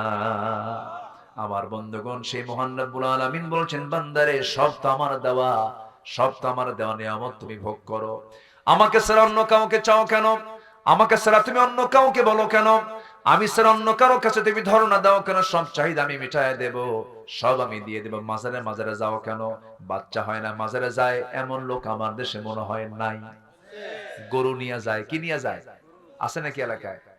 গরু নিয়ে যায়, খাসি নিয়ে যায়, এই সমস্ত কিছু নিয়ে যায়। যারা মাজারে গরু নিয়ে যায় তারা আরেক বলদ, তারা আরেক কি বলেন? বলদ। কাম নাই কাজ নাই, এমনি এক কাম করে। কোন মাজার পেলে পরে থামে, ব্রেক মারে। ট্রাকের ড্রাইভার ট্রাক চালাচ্ছে, হেল্পার বলে বস থামেন, সামনে মাজার শরীফ। থেমে গেল, কসকসে একখান 100 টাকার নোট দিয়ে বলল, বাবা দিয়ে গেলাম, অ্যাক্সিডেন্ট যেন না হয়, তুমি একটু দেখো। যেরকম নাউজুবিল্লাহ। আচ্ছা, কবরে যে শুয়ে আছে ও কি বিপদে না নিরাপদে আছে? কন্ত ওটা কি বিপদের জায়গা না? কন্ত সে তো নিজেই বিপদে আছে, আপনাকে কি উদ্ধার করবে? আমাকে বাঁচাবেন কে? আসতে কবেন না, আমাকে বাঁচাবেন কে? বহুদিন আগে আমি গাবতলীতে, ঢাকা গাবতলীতে আমি যাচ্ছি, কোন একটা প্রোগ্রামে যাচ্ছি, তো এরকম সালার চট পড়ে, মাথার চুলগুলো উস্কো খুস্কো, মাথার চুল কাটে না, জট পাকতে পাকতে মহাজট, ওর মধ্যে উকুন থাকতে থাকতে উকুন পর্যন্ত বিরক্ত, মোছও বড়, দাড়িও বড়, বগলের চুলও বড়, নিচের দিকে আর গেলাম না। অসামাজিক, গোটা গায়ে পাঁঠার মতো গন্ধ। আছে না নাই বলেন তো? আছে না নাই? এরকম এরকম পাগল কিছু আছে না? এই যে ট্রেন স্টেশনে পাবেন, বিভিন্ন জায়গায় কিছু কিছু আছে এগুলো। তো হেঁটে হেঁটে যাচ্ছে, ছালার চট পড়ে, পিছে কিছু কিছু লোক তাকে ফলো করছে আর বলছে, বাবা, ও বাবা, বিয়ের বয়স এত বছর, বাচ্চা কাচ্চা হয় না, বাবা দেখো তো আমার কপালে বাচ্চা আছে কিনা, এরকম করে বারবার বলতেছে, পিছে পিছে যাচ্ছে। বাবা তো কোনো কথা বলে না, বাবা মানে মোষ দিয়ে ঠোঁট ঢাকা, বোঝেন নাই, মুখই দেখা যায় না। আচ্ছা, ওই মোষ নিয়ে যদি ঘন ডাইল খায় কি হবে বলেন তো? কি খাইছে মনে হবে বলেন তো? তো যাই হোক, যাচ্ছে হেঁটে হেঁটে, দাঁড়ায়া দাঁড়ায়া যাচ্ছে আর পেশাব করতেছে, টপ টপ করে পানি পড়ছে। পিছন থেকে পাগলগুলোকে, এই তো বাবার কেবল রহমতের পানি ঝরা শুরু হয়েছে। যেরকম নাউজুবিল্লাহ। বাবারে গোসল করায়, বাবারে গোসল করে সেই গোসলের পানি আবার বোতলে ভরায়, সেই বোতলের পানি খায়। এত নোংরামি আছে আমার দেশে। এই আবুল সরকারের গোষ্ঠীগুলো, এরা বলে যে খাস সম্পত্তি যেমন গোটা সব জনগণের জন্য খাস সম্পত্তি যেমন ইউজ করা হয়, ঠিক তেমন নারীদের নাভির নিচের অংশ নাকি খাস সম্পত্তি। যেরকম নাউজুবিল্লাহ। পিটাইয়া সোজা করা দরকার, আম গাছের সাথে বাইন্দা থুইয়া। রাজশাহীর কি গাছ? আম গাছ। কোন গাছের সাথে বাঁধবেন? কোন জাতের? ন্যাংরা আম গাছের সাথে। হ্যাঁ, যেন ন্যাংরা যেন হয়ে যায়।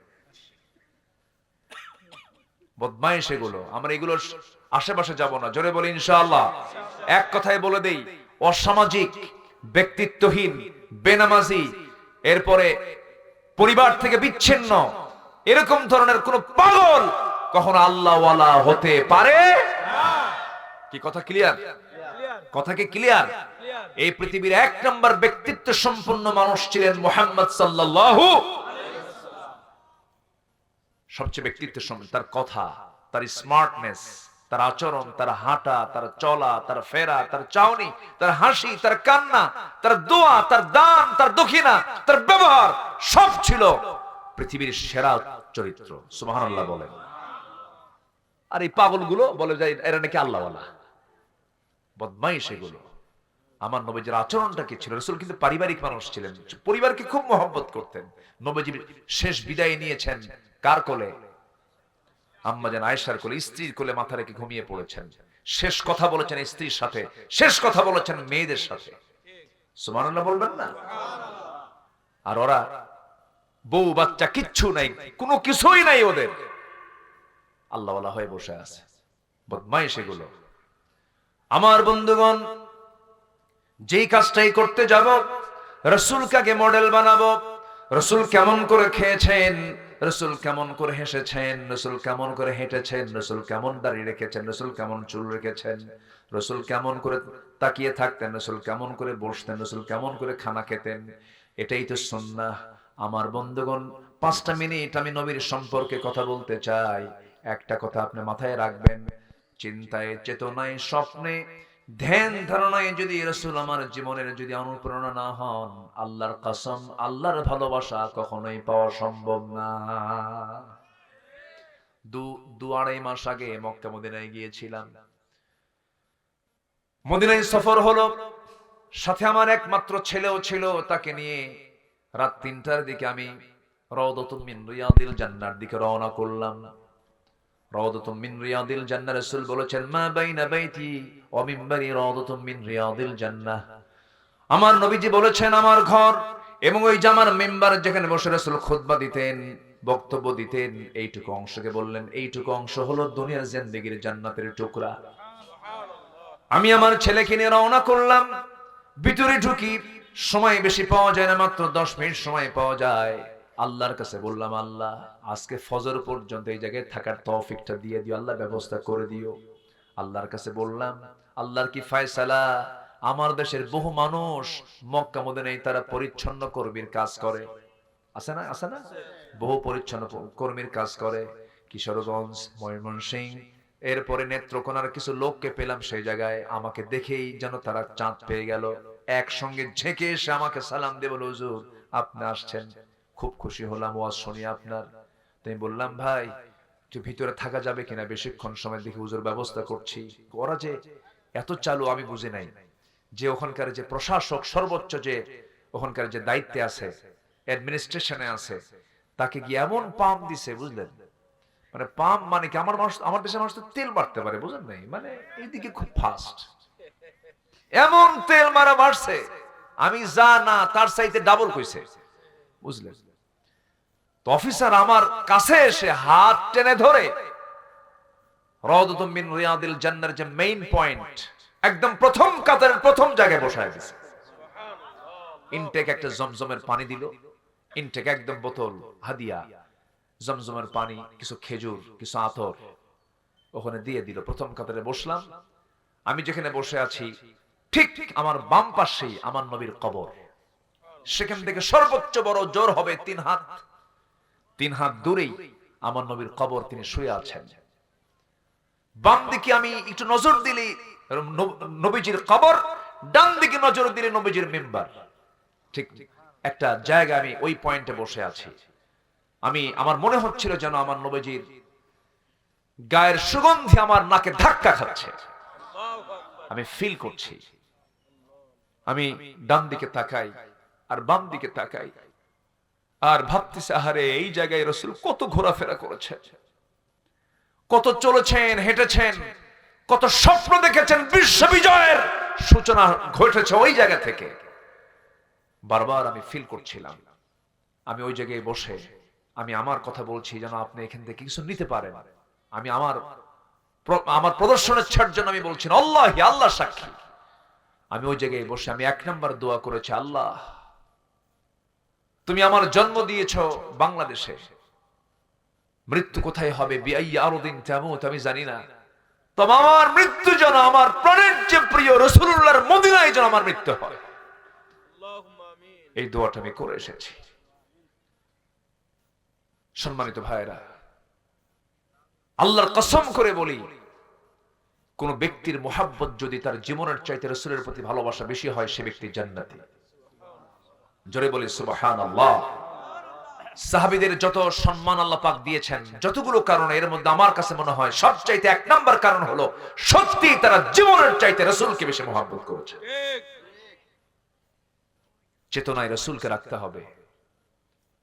আপনি নবীর দল করবেন না, নবীর সুন্নাহ মানবেন না, আপনি অন্যের দল, অন্যের চেতনা লালন করবেন। রবি ঠাকুর, বঙ্কিমচন্দ্র, অমক নেতা, আমার অমক স্বপ্ন, 1000 বছরের শ্রেষ্ঠ, কুতকুতনে চুলকেনে খাও জানি, এগুলো স্বপ্ন দেখে আপনি রাসূলের সুপারিশ নেবেন, তা জুটবে না। নবীর দল করে দুনিয়া থেকে বিদায় হতে হবে মুসলমান। নবীর দল করতে রাজি আছেন কারা কারা? হাত উঁচু করে দেখান।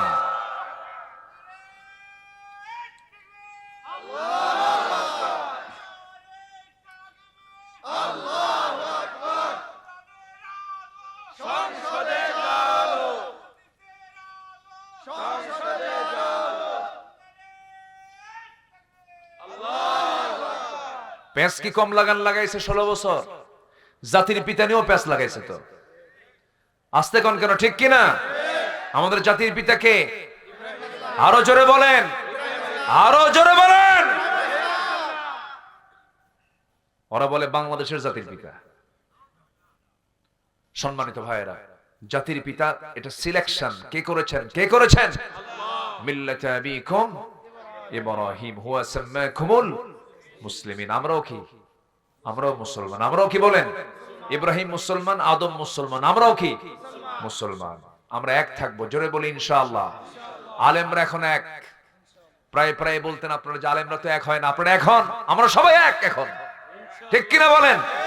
লম্বা টুপি, গোল টুপি, জালি টুপি, উষা টুপি, খাটো টুপি, সব এক। আর কি করবেন? আর কোন অজুহাত ধরবেন আপনারা বলেন? সব এক হয়ে গেছে। কোন নূর মাটি নেই, কোন গন্ডগোল নেই।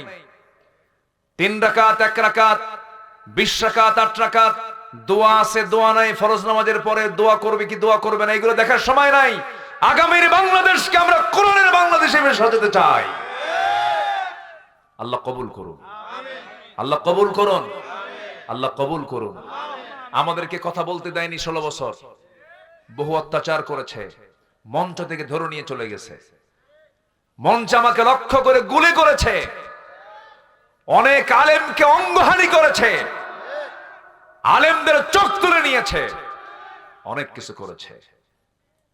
অবশ্যই আমার বিশ্বাস এই জমিন আল্লাহর দিন কায়েম হবে। জোরে বলি ইনশাআল্লাহ, আরো জোরে বলি ইনশাআল্লাহ। কোরআনকে যারা আইনের কিতাব হিসেবে মানতে যারা কৃপণতা করেন, যারা আপত্তি করেন যে কোরআন এটাকে মানব ধর্মীয় কিতাব কিন্তু আইনের কিতাব না, নতুন করে ঈমান আনেন। নতুন করে কি আনতে হবে? ঈমান আনতে হবে। কোরআন হচ্ছে আইন এবং প্রশাসনের একটা বিশ্বকোষ, সব আছে এর মধ্যে, আছে না নাই বলেন? আছে। রাগ করছেন মনে হয়? রাগ করলেও কিচ্ছু যায় আসে না আমার। আমি আমার বাপের কথা কইতে আসি নাই, আমি আল্লাহর কথা বলতেছি, ঠিক কিনা বলেন? রাগ করলেন নাকি?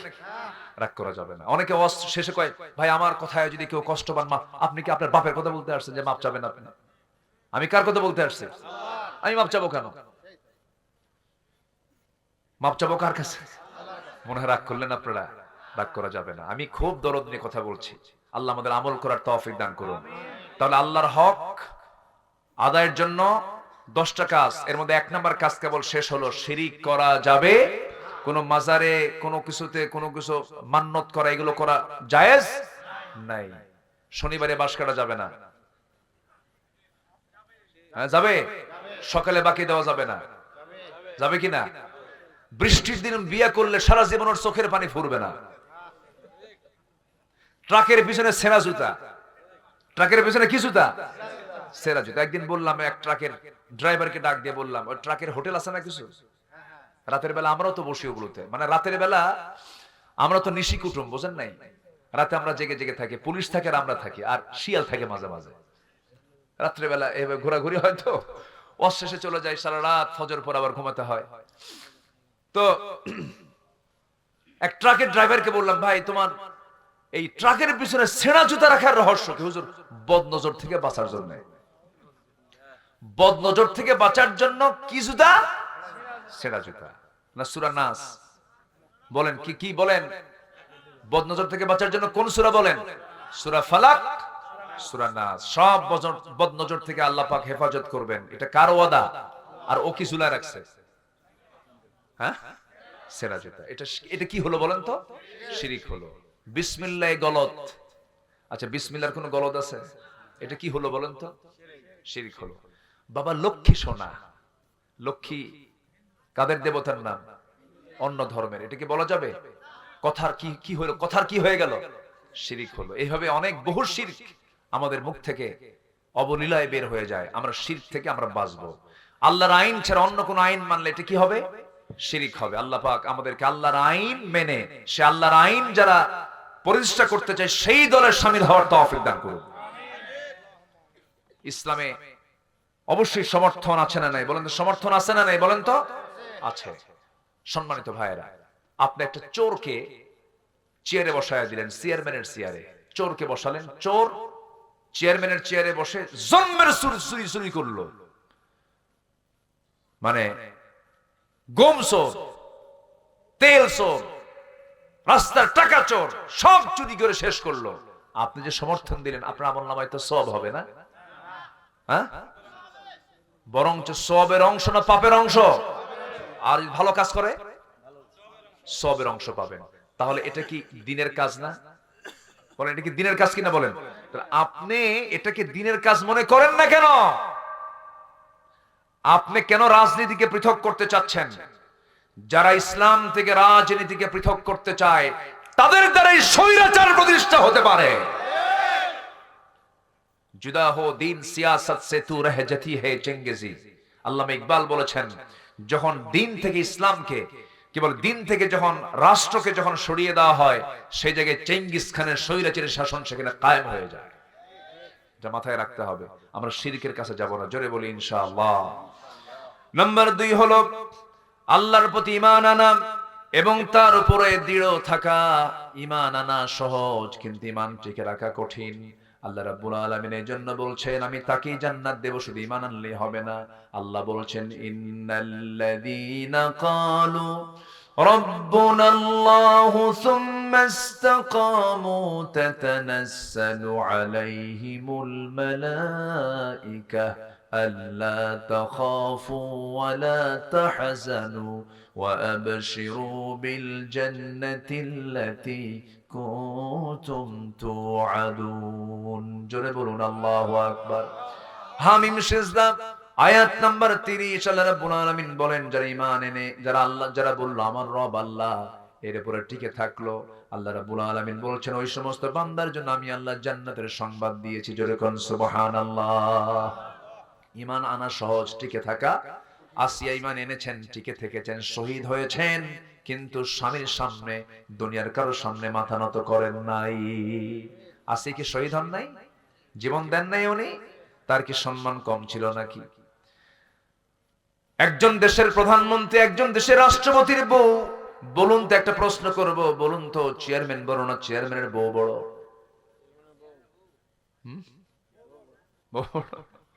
বলেন, চেয়ারম্যান বড়? বউ কি ছোট? বউ কি আপনি ছোট ভাবেন? যারা ভাবতেছেন যে চেয়ারম্যান বড়, বিয়ে করেন না, এখনো বিয়ে করেন নাই। আপনি যত বড় নেতা হন, বউয়ের কাছে কাইত, ও কিচ্ছু মানে না। ওই জায়গায় কোনো আইন চলে না, সব সোজা, যত বীর বাহাদুর হোক না কেন। হ্যাঁ, হুজুরও নাই, বাস্তব তাই। ওমরে ফারুকের মতো মানুষ, তার কাছে একজন বিচার প্রার্থী হয়ে আসছে, স্বামী স্ত্রী গন্ডগোল, তো পাশে বসে আছে, পাশের ঘরে ভিতরে ওমরে ফারুকের স্ত্রী তাকে কথাবার্তা বলছেন, খুব বাকবিতণ্ডা চলছে। এগুলো দেখে ওই লোকটা চলে যাচ্ছে। ওমরে ফারুক বাইরে এসে বললেন, এই তুমি কেন আসলা, কি জন্য আসলা, প্রশ্ন করো না, কি ফয়সালার জন্য আসলে, কিছু তো বললা না তুমি। কে এসে দেখলাম যে চিত্র, আপনার বউ আপনাকে এত কিছু বললো, আপনি কিচ্ছু বললেন না। আমার বাড়িতে বউয়ের সঙ্গে আপনি ফয়সালা দিবেন কি? ওমর ফারুক বলছেন, আমি কিছু কইছি না, তুইও কিছু বলিস না, যা।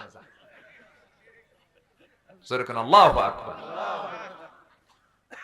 আল্লাহ পাক এর মধ্যে একটা মাওয়াদ্দাতুন ওয়া রাহমা, আল্লাহ পাক নিবিড় সম্পর্ক করে দিয়েছেন। আল্লাহু আকবার বলেন। ভালোবাসাও আছে, রহমতও আছে। অভিমান, এটা অভিমান করলে মহব্বত কমে না বাড়ে?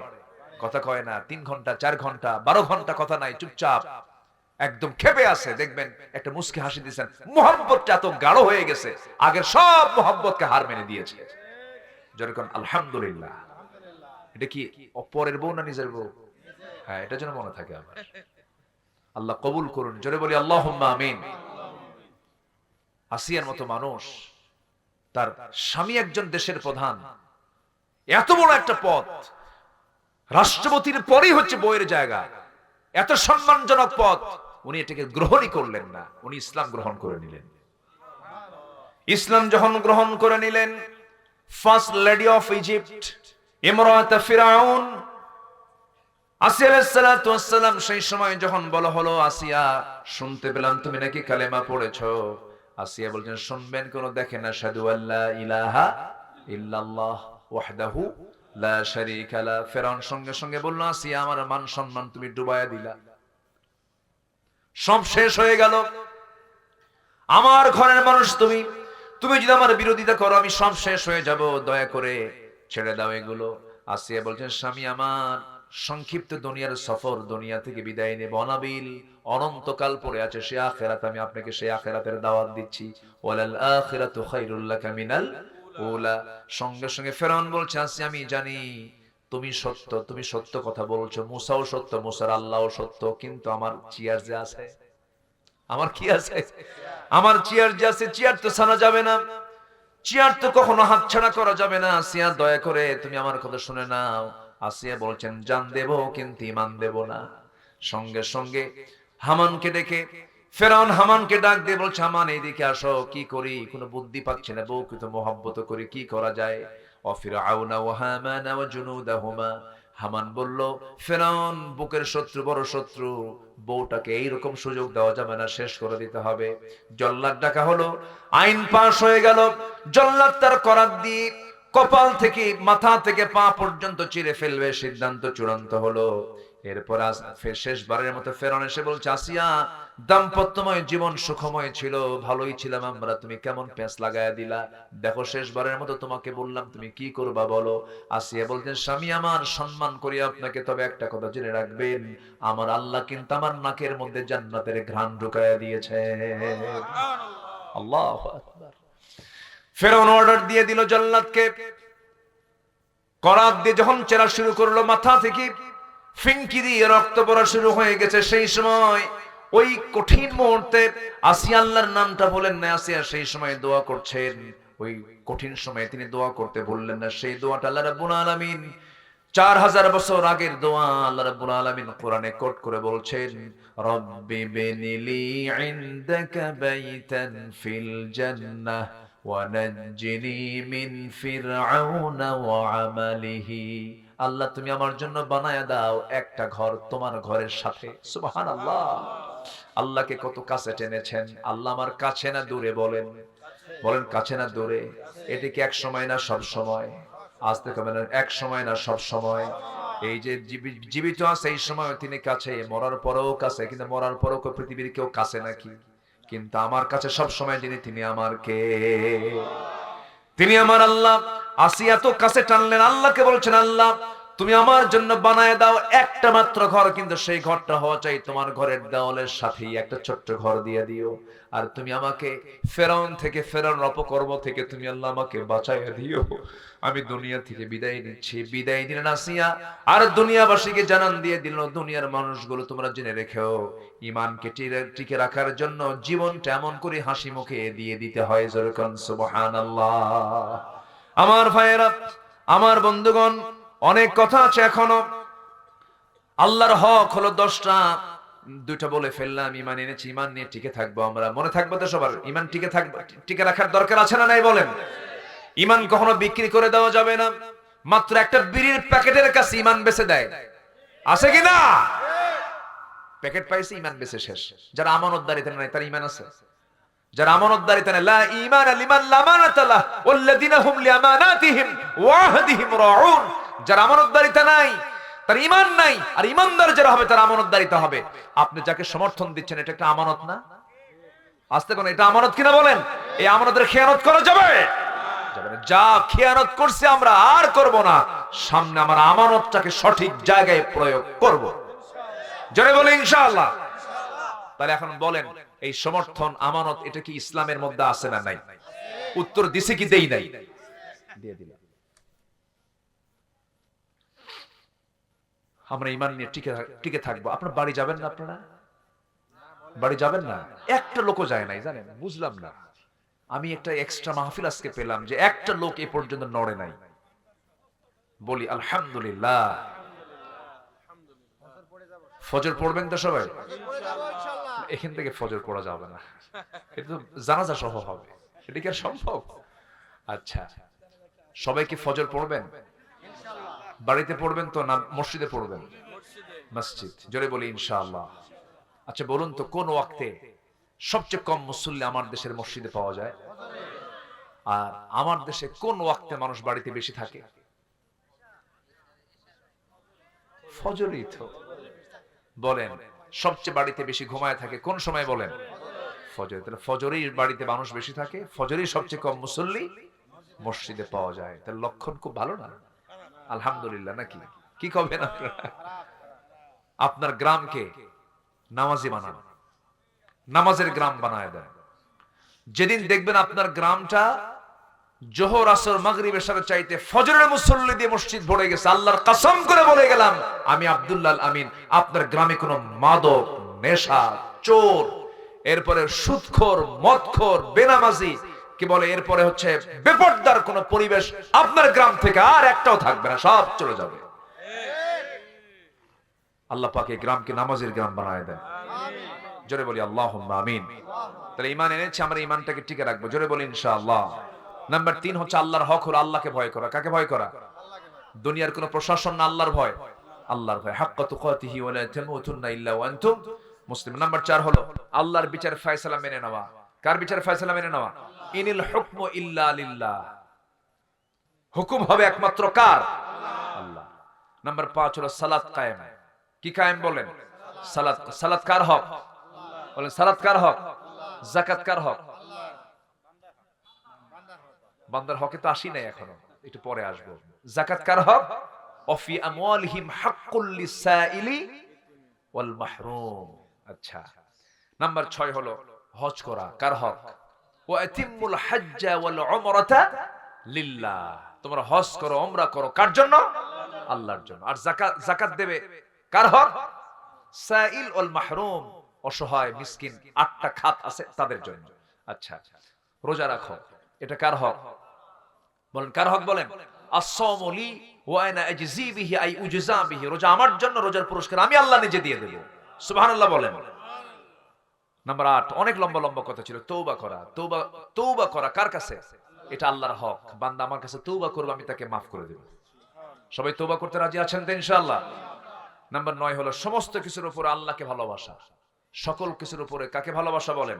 আল্লাহকে ভালোবাসা। এটা যদি হয় সে পাবে ঈমানের মজা। ঈমানের মজা সেই পাবে যে সকল কিছুর চাইতে আল্লাহকে বেশি ভালোবাসে। সালাতুম মান কুননা ফীহি ওয়াজাদা হালাওয়াতুল ঈমান আই ইয়াকুনা আল্লাহু ওয়া রাসূলুহু আহাব্বা ইলাইহি মিম্মা সিওয়াহুমা। আল্লাহু আকবার বলেন। সকল কিছুর চাইতে আল্লাহকে বেশি মহব্বত করা। নাম্বার 10 সর্বশেষ হলো দোয়া করা সর্ব অবস্থায়। কার কাছে? আসতে বলবো না, কার কাছে? আমরা দোয়ায় কৃপণ হব, আল্লাহ মাফেও কৃপণ হবেন। আমরা বেশি বেশি দোয়া করবো, আল্লাহ আমাকে বেশি বেশি করে মাফ করে দিবেন। আমরা আল্লাহর কাছে মাফ চাবো। জোরে বলি ইনশাআল্লাহ। আল্লাহ রাব্বুল আলামিন বলেন وقال ربكم ادعوني استجب لكم ان الذين يستكبرون عن عبادتي سيدخلون جهنم داخرين। সূরা মুমিন। আল্লাহ রাব্বুল আলামিন বলেন বান্দারে তুই আমার কাছে ডাক, আমি তোর ডাকে অবশ্যই সাড়া দেব। আস্তাজিব লাকুম বা ইস্তিফাল থেকে এসেছে, অবশ্যই তোকে তোর ডাকে আমি সাড়া দেব। তুই আমার দিকে 1 হাত আগায় আসবে, আমি তোর দিকে 10 হাত আগায় আসবো। তুই হেঁটে হেঁটে আসবি, আমি তোর দিকে দৌড়ায় যাব। আমি তোর জন্য মাফ করার জন্য আমি 7 আকাশ থেকে প্রত্যেক রাত্রে প্রথম আকাশে চলে আসি। আমার প্রথম আকাশে এসে বলি কে আছে আমার কাছে মাফ চাবে? আলা মিন মুস্তাগফিরিন ফাগফির লাহ। কোন ক্ষমা প্রার্থী আছে আমার কাছে ক্ষমা চাবে, আমি তাকে ক্ষমা করে দেব। এই জন্য চোখের পানি যদি ফেলতেই হয় এক জায়গায় ফেলবো, সেটা হলো কার কাছে? কার কাছে? কার কাছে? আল্লাহর কাছে আমরা চোখের পানি ফেলবো। আমার চোখের পানির মূল্য একমাত্র দিতে পারেন পৃথিবীতে একজনই, আমার রব। কে? আরো জন, আমার রব কে? আল্লাহ আমাকে আমার চোখের মূল্য দিবেন, চোখের পানির মূল্য দিবেন। এখন আসেন হচ্ছে বান্দার হক, হাক্কুল ইবাদ। নুরু, ওয়াজ কি শেষ না শুরু? কোন কত সময় লেগে যায় মাঝামাঝি না? হ্যাঁ, এখন বান্দার হকে আসছি কেবল, অনেক সময় লেগে যায়। আল্লাহু আকবার। চিন্তা করতেছি যে আপনাদের কষ্ট হচ্ছে কিনা। আবার মায়েরা আছে, মায়েরা আছে নাকি আপনাদের? সেই আজকের সেই তানোরের সেই সন্তানটা, শিশু সাজিদ, সেখান থেকে সুস্থ অবস্থায় তাকে তুলে নিয়ে হসপিটালে নেওয়ার পর সে ইন্তেকাল করেছে। আবার জানেন নাকি আপনারা? এটা নিউজ কিন্তু আমি দেখি, আবার ওয়াজও করি। উদ্ধারটা হয়েছে সন্ধ্যা পর্যন্ত জানা আছে, আমি পরে শুনলাম লেটেস্ট নিউজ এরকম যে, আমি সর্বশেষ যেটা জেনেছি 10টার দিকের ঘটনা, সন্তানটাকে বাঁচানো যায়নি।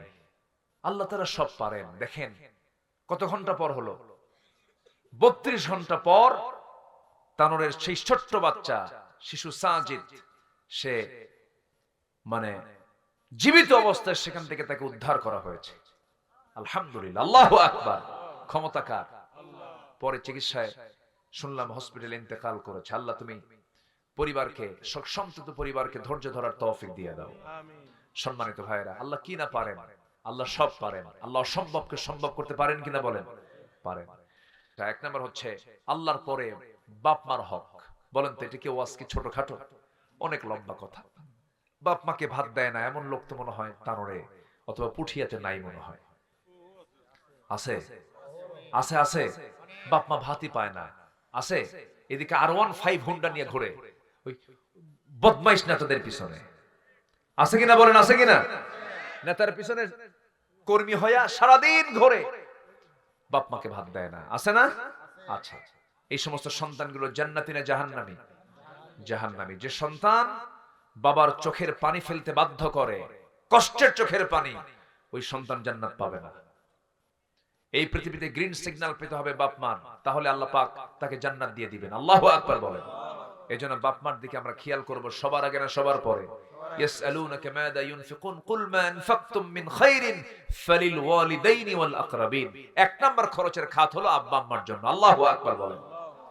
নাম্বার 2 হলো অধিকার আদায় করা, আমানত রক্ষা করা। যেমন কিছুক্ষণ আগে বললাম, আপনি কাউকে সমর্থন দিচ্ছেন, এটা আমানত। বলেন তো এটা একটা গুরুত্বপূর্ণ হক কিনা বলেন? দুজন লোক দাঁড়ালো আপনার সামনে, আপনি তাকে রায় দিবেন। একজন আল্লাহওয়ালা ভালো মানুষ, আমানতদার মানুষ, খুব ভালো মানুষ, আর একজন চোর ডাকাত বাটপার, আপনি খারাপ লোকটাকে দিলেন। আপনি বলুন তো, আপনি ওই লোকের হক কি নষ্ট করলেন না? আপনি তো হক নষ্ট করে ফেললেন। এটার জন্য জবাব দিতে হবে। আল্লাহ রাব্বুল আলামিন বলেন, ইন্নাল্লাহা ইয়া'মুরুকুম আন তু'আদ্দুল আমানাতি ইলা আহলিহা। সূরা নিসার 58 নম্বর আয়াত মুখস্থ রাখবেন। সূরা নিসার 58, এটা হচ্ছে কাকে আপনি আমানত দিবেন, আপনি কাকে সমর্থন দিবেন তার আয়াত হচ্ছে সূরা নিসার কত নাম্বার? 58 নম্বর আয়াত। এটা কোড রাখবেন, যদি কেউ প্রশ্ন করে আপনি উত্তর দিয়ে দিবেন।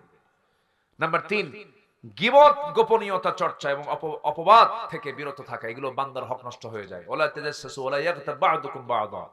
নাম্বার 4 হলো অপরের সম্পদ অন্যায়ভাবে গ্রাস করা। পুকুর দখল আছে না? পুকুর দখল আছে নাকি? পুকুর দখল, বাড়ি দখল, জায়গা দখল, ফ্ল্যাট দখল, ব্যবসা দখল, দোকান দখল আছে না নাই? দখল বা যেগুলো হক নষ্ট, বান্দার হক, আল্লাহ পাক তাকে জাহান্নামকে ফরজ করে দিয়া, জাহান্নামকে জরুরি করে দিয়ে জান্নাতটাকে তার জন্য বাজেয়াপ্ত করে দিবেন আল্লাহ পাক। নাম্বার 6 হলো ন্যায় বিচার এবং সমতা প্রতিষ্ঠা করে, এটা বান্দার হক। এই 6টা বিষয় আমরা হক আদায় করার চেষ্টা করব। আল্লাহ পাক সেই তৌফিক সবাইকে দান করুন। সবাই বসুন। আমি 6 মিনিট সময় এক্সটেন্ড হয়ে গেছে, 12টা 6 বাজে। চূড়ান্ত সময় তো 12টা। আমরা আর এটাকে এক্সেস করতে চাচ্ছি না। সব দিকে আমরা খেয়াল করব। যে যেখানে আছেন সেইভাবেই থাকুন। আমরা আস্তে আস্তে দোয়ার দিকে যাব। তার আগ দিয়ে আজকের যে মাহফিলটা, এটা হচ্ছে একটা মাদ্রাসার মাহফিল। ভাইজানের কথাটা আমার খুব ভালো লেগেছে। কিছু কথা উনি বলেছেন যে আপনার সন্তান কিন্তু ডাক্তার বলতে ইসলাম মানা করেনি, কিন্তু সে হাফেজ ডাক্তার হোক, সে ইঞ্জিনিয়ার হবে, সে হাফেজ ইঞ্জিনিয়ার হোক, তাহলে রডের বদলে বাঁশ দেবে না। কি রডের বদলে বাঁশ দেবে না? আমাদের দেশে ইঞ্জিনিয়ার অভাব নাই, কিন্তু চোর। আমার দেশে ডাক্তার অভাব নাই, কিন্তু কসাই। বলেন তো, কোন কুকুরের সিজার লাগে? কোন ছাগলের সিজার লাগে? আমার দাদি নানি তাদের সিজার লাগছে, আর এখন হসপিটালে নিলেই কি লাগে? সিজার। ঠিক আছে না? ঠিক আছে কি না? আচ্ছা, সিজার কি তার জন্য বাঁচা না মরা? ওই মহিলাকে বাঁচলো না মূলত মূল্য।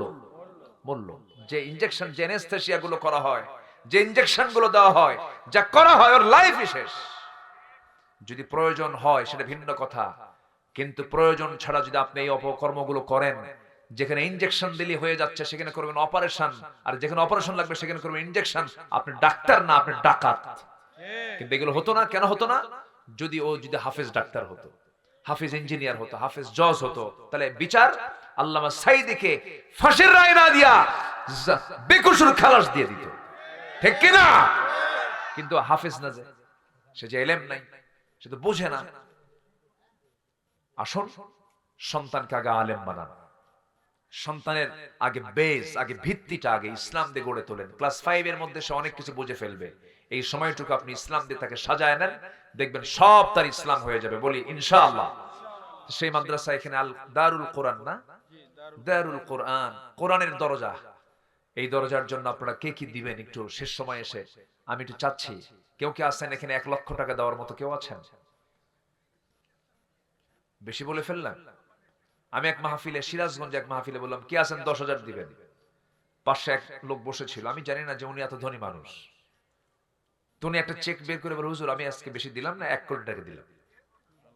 তো 1 কোটি টাকার চেক পাওয়ার পর সেদিন থেকে তওবা করছে, আল্লাহ জীবনে আর কোনোদিন 1000 পাবো না, লাখ দিয়ে শুরু করব, তারপরে যা দেয় দিই।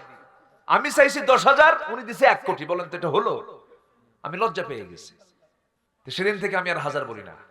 এখন তো যে কোনো জায়গার দাম এখন কি 1000 এ আছে আর 100 আছে? একটা জায়গার দাম শুধু বলবেন আমি বিক্রি করব, বাস। কি দাম নেবেন পরে, বিক্রি করবেন কিনা, এই অবস্থা হয়ে গেছে। যেহেতু সামাজিক অবস্থা এরকম হয়ে গেছে, আমরা দানটাও আন্তরিকতার সঙ্গে দেওয়ার চেষ্টা করব। জোরে বলি ইনশাআল্লাহ। আল্লাহ কবুল করুন। জোরে বলি আল্লাহুম্মা আমিন। জিকির করি সুবহানাল্লাহ। একটা জিকির দেই না, আলোচনা অবিরাম আলোচনা করছি। জি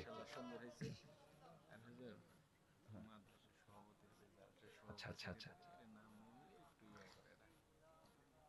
জি, বিশেষ অতিথি বকুল ভাই তিনি দিয়েছেন, আব্দুল আউয়াল বকুল ভাই দিয়েছেন 2000 টাকা। আল্লাহ কবুল করুন, নেক নিয়ত মঞ্জুর করে আব্বা আমাকে মাফ করো। জোরে বলি আল্লাহুম্মা আমিন। আজকে মাহফিলের সভাপতি মহোদয় আছেন, প্রধান অতিথি আছেন, এদের ম্যানেজিং কমিটির, মাদ্রাসার পরিচালনা বোর্ডের কিছু সদস্য আছেন, যারা আছেন সবাই দিবেন ইনশাআল্লাহ। আপনার নাম কি? মতিউর রহমান সভাপতি মহোদয় 5000 টাকা, না 5000 মিলাই দেন, বলে ফেলছি 5000। লা ইলাহা সুবহানাল্লাহ ওয়ালহামদুলিল্লাহ। আর জোরে লা ইলাহা সুবহানাল্লাহ ওয়ালহামদুলিল্লাহ। আলতাফ ভাই 5000 টাকা দিয়েছেন। আল্লাহ কবুল করুন, নেক নিয়ত মঞ্জুর করে আব্বা আম্মাকে মাফ করো। জোরে বলি আল্লাহুম্মা আমিন। যার কে আছেন মেহেরবানি করে দিলটা নরম করে আমরা দোয়ার দিকে যাব, খুব দ্রুত দোয়ার দিকে যাব। আমরা আল্লাহর কাছে চাবো, আল্লাহ যেন আমাদের গুনাহগুলোকে মাফ করে দেন। জোরে বলি আল্লাহুম্মা আমিন। হ্যাঁ, একটু ব্যাক দিয়ে দেন যে যা পারি। আমরা তো এটা আগে আরো আগে দেওয়া লাগতো। জি, আমার মা বোন যারা আসছেন, ইয়া আল্লাহ আমার জীবনের সগীরা কবীরা, ছোট বড় সব গুনাহ তুমি আল্লাহ মাফ করে দাও। জোরে বলুন ইয়া রাব্বাল আলামিন। যে আমরা সর্বশেষ সেক্রেটারি মহোদয়ের দানটা নিয়ে আমরা দোয়ার দিকে চলে যাব ইনশাআল্লাহ। আল্লাহ তুমি সবাইকে দিল থেকে দেওয়ার তৌফিক দিয়ে দাও। জি ইনশাআল্লাহ।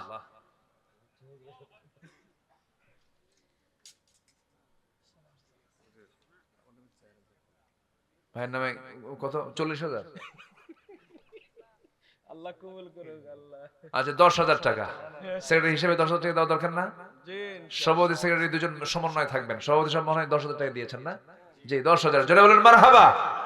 আল্লাহ কবুল করুন, নেক নিয়ত মঞ্জুর করে আব্বা আম্মাকে মাফ করো। জোরে বলি আল্লাহুম্মা আমিন। না বলতে অনিচ্ছুক একজন ভাই দিয়েছেন 1000 টাকা। আল্লাহ কবুল করুন, নেক নিয়ত মঞ্জুর করে আব্বা আম্মাকে মাফ করো। জোরে বলি আল্লাহুম্মা আমিন। আসুন আমরা দোয়া করব। অনেক রাত হয়েছে, আমরা চাইবো কার কাছে? আল্লাহর কাছে।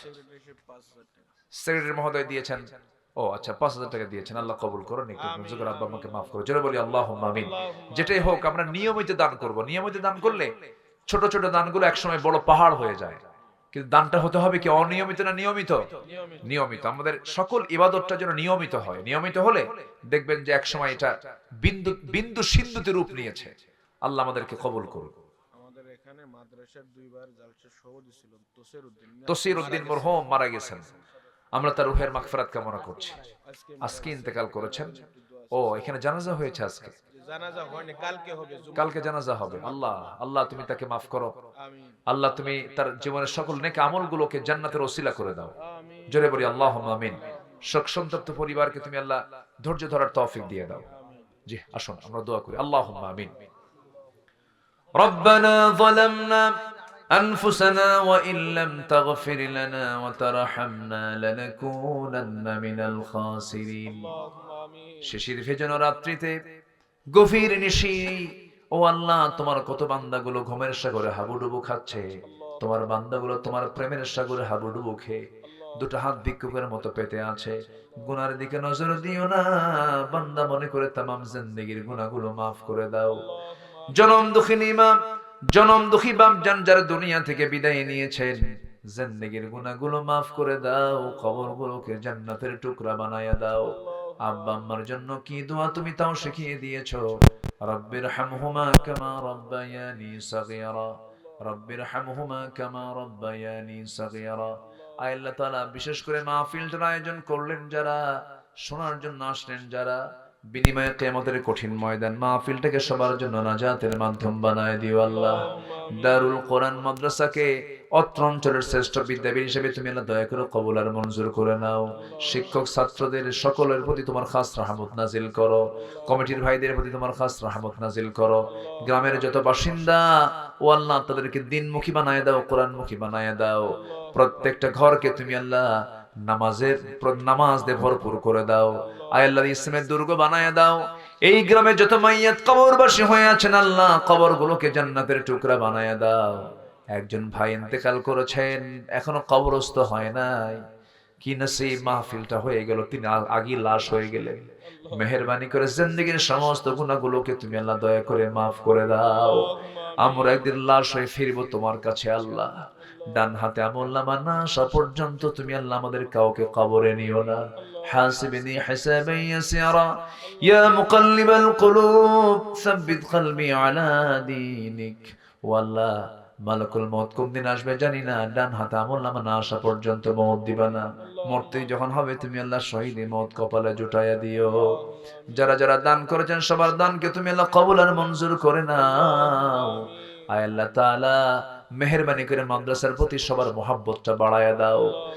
দুনিয়া থেকে কোন দিন বিদায় নেব জানি না, তবে যেদিন মরে যাব রে, আমাকে টেনে হেঁচড়ে ঘর থেকে বের করে দিয়া, গোসল টোসল করায়া দিয়া, আতর সুরমা লাগায় দিয়া, কাফনের কাপড় পরায়া দিয়া আমাকে টেনে হেঁচড়ে কবরের দিকে নিয়ে চলে যাবে। 24 ঘন্টায় মাথার চুলগুলো খসে খসে পড়বে। 3 দিনে চামড়াগুলো গলে গলে পোকার পেটের খাবার হবে। মাত্র 3টা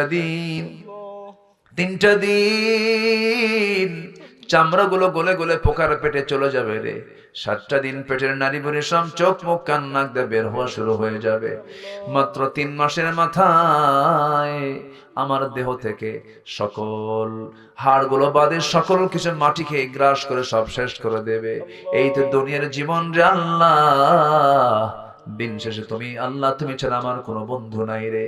অন্তিম সময়ে যখন চলে আসবে, জবানে জারি করে দিও কালোজয়ী কালেমা তাইয়্যিবা লা ইলাহা ইল্লাল্লাহ মুহাম্মাদুর রাসূলুল্লাহ।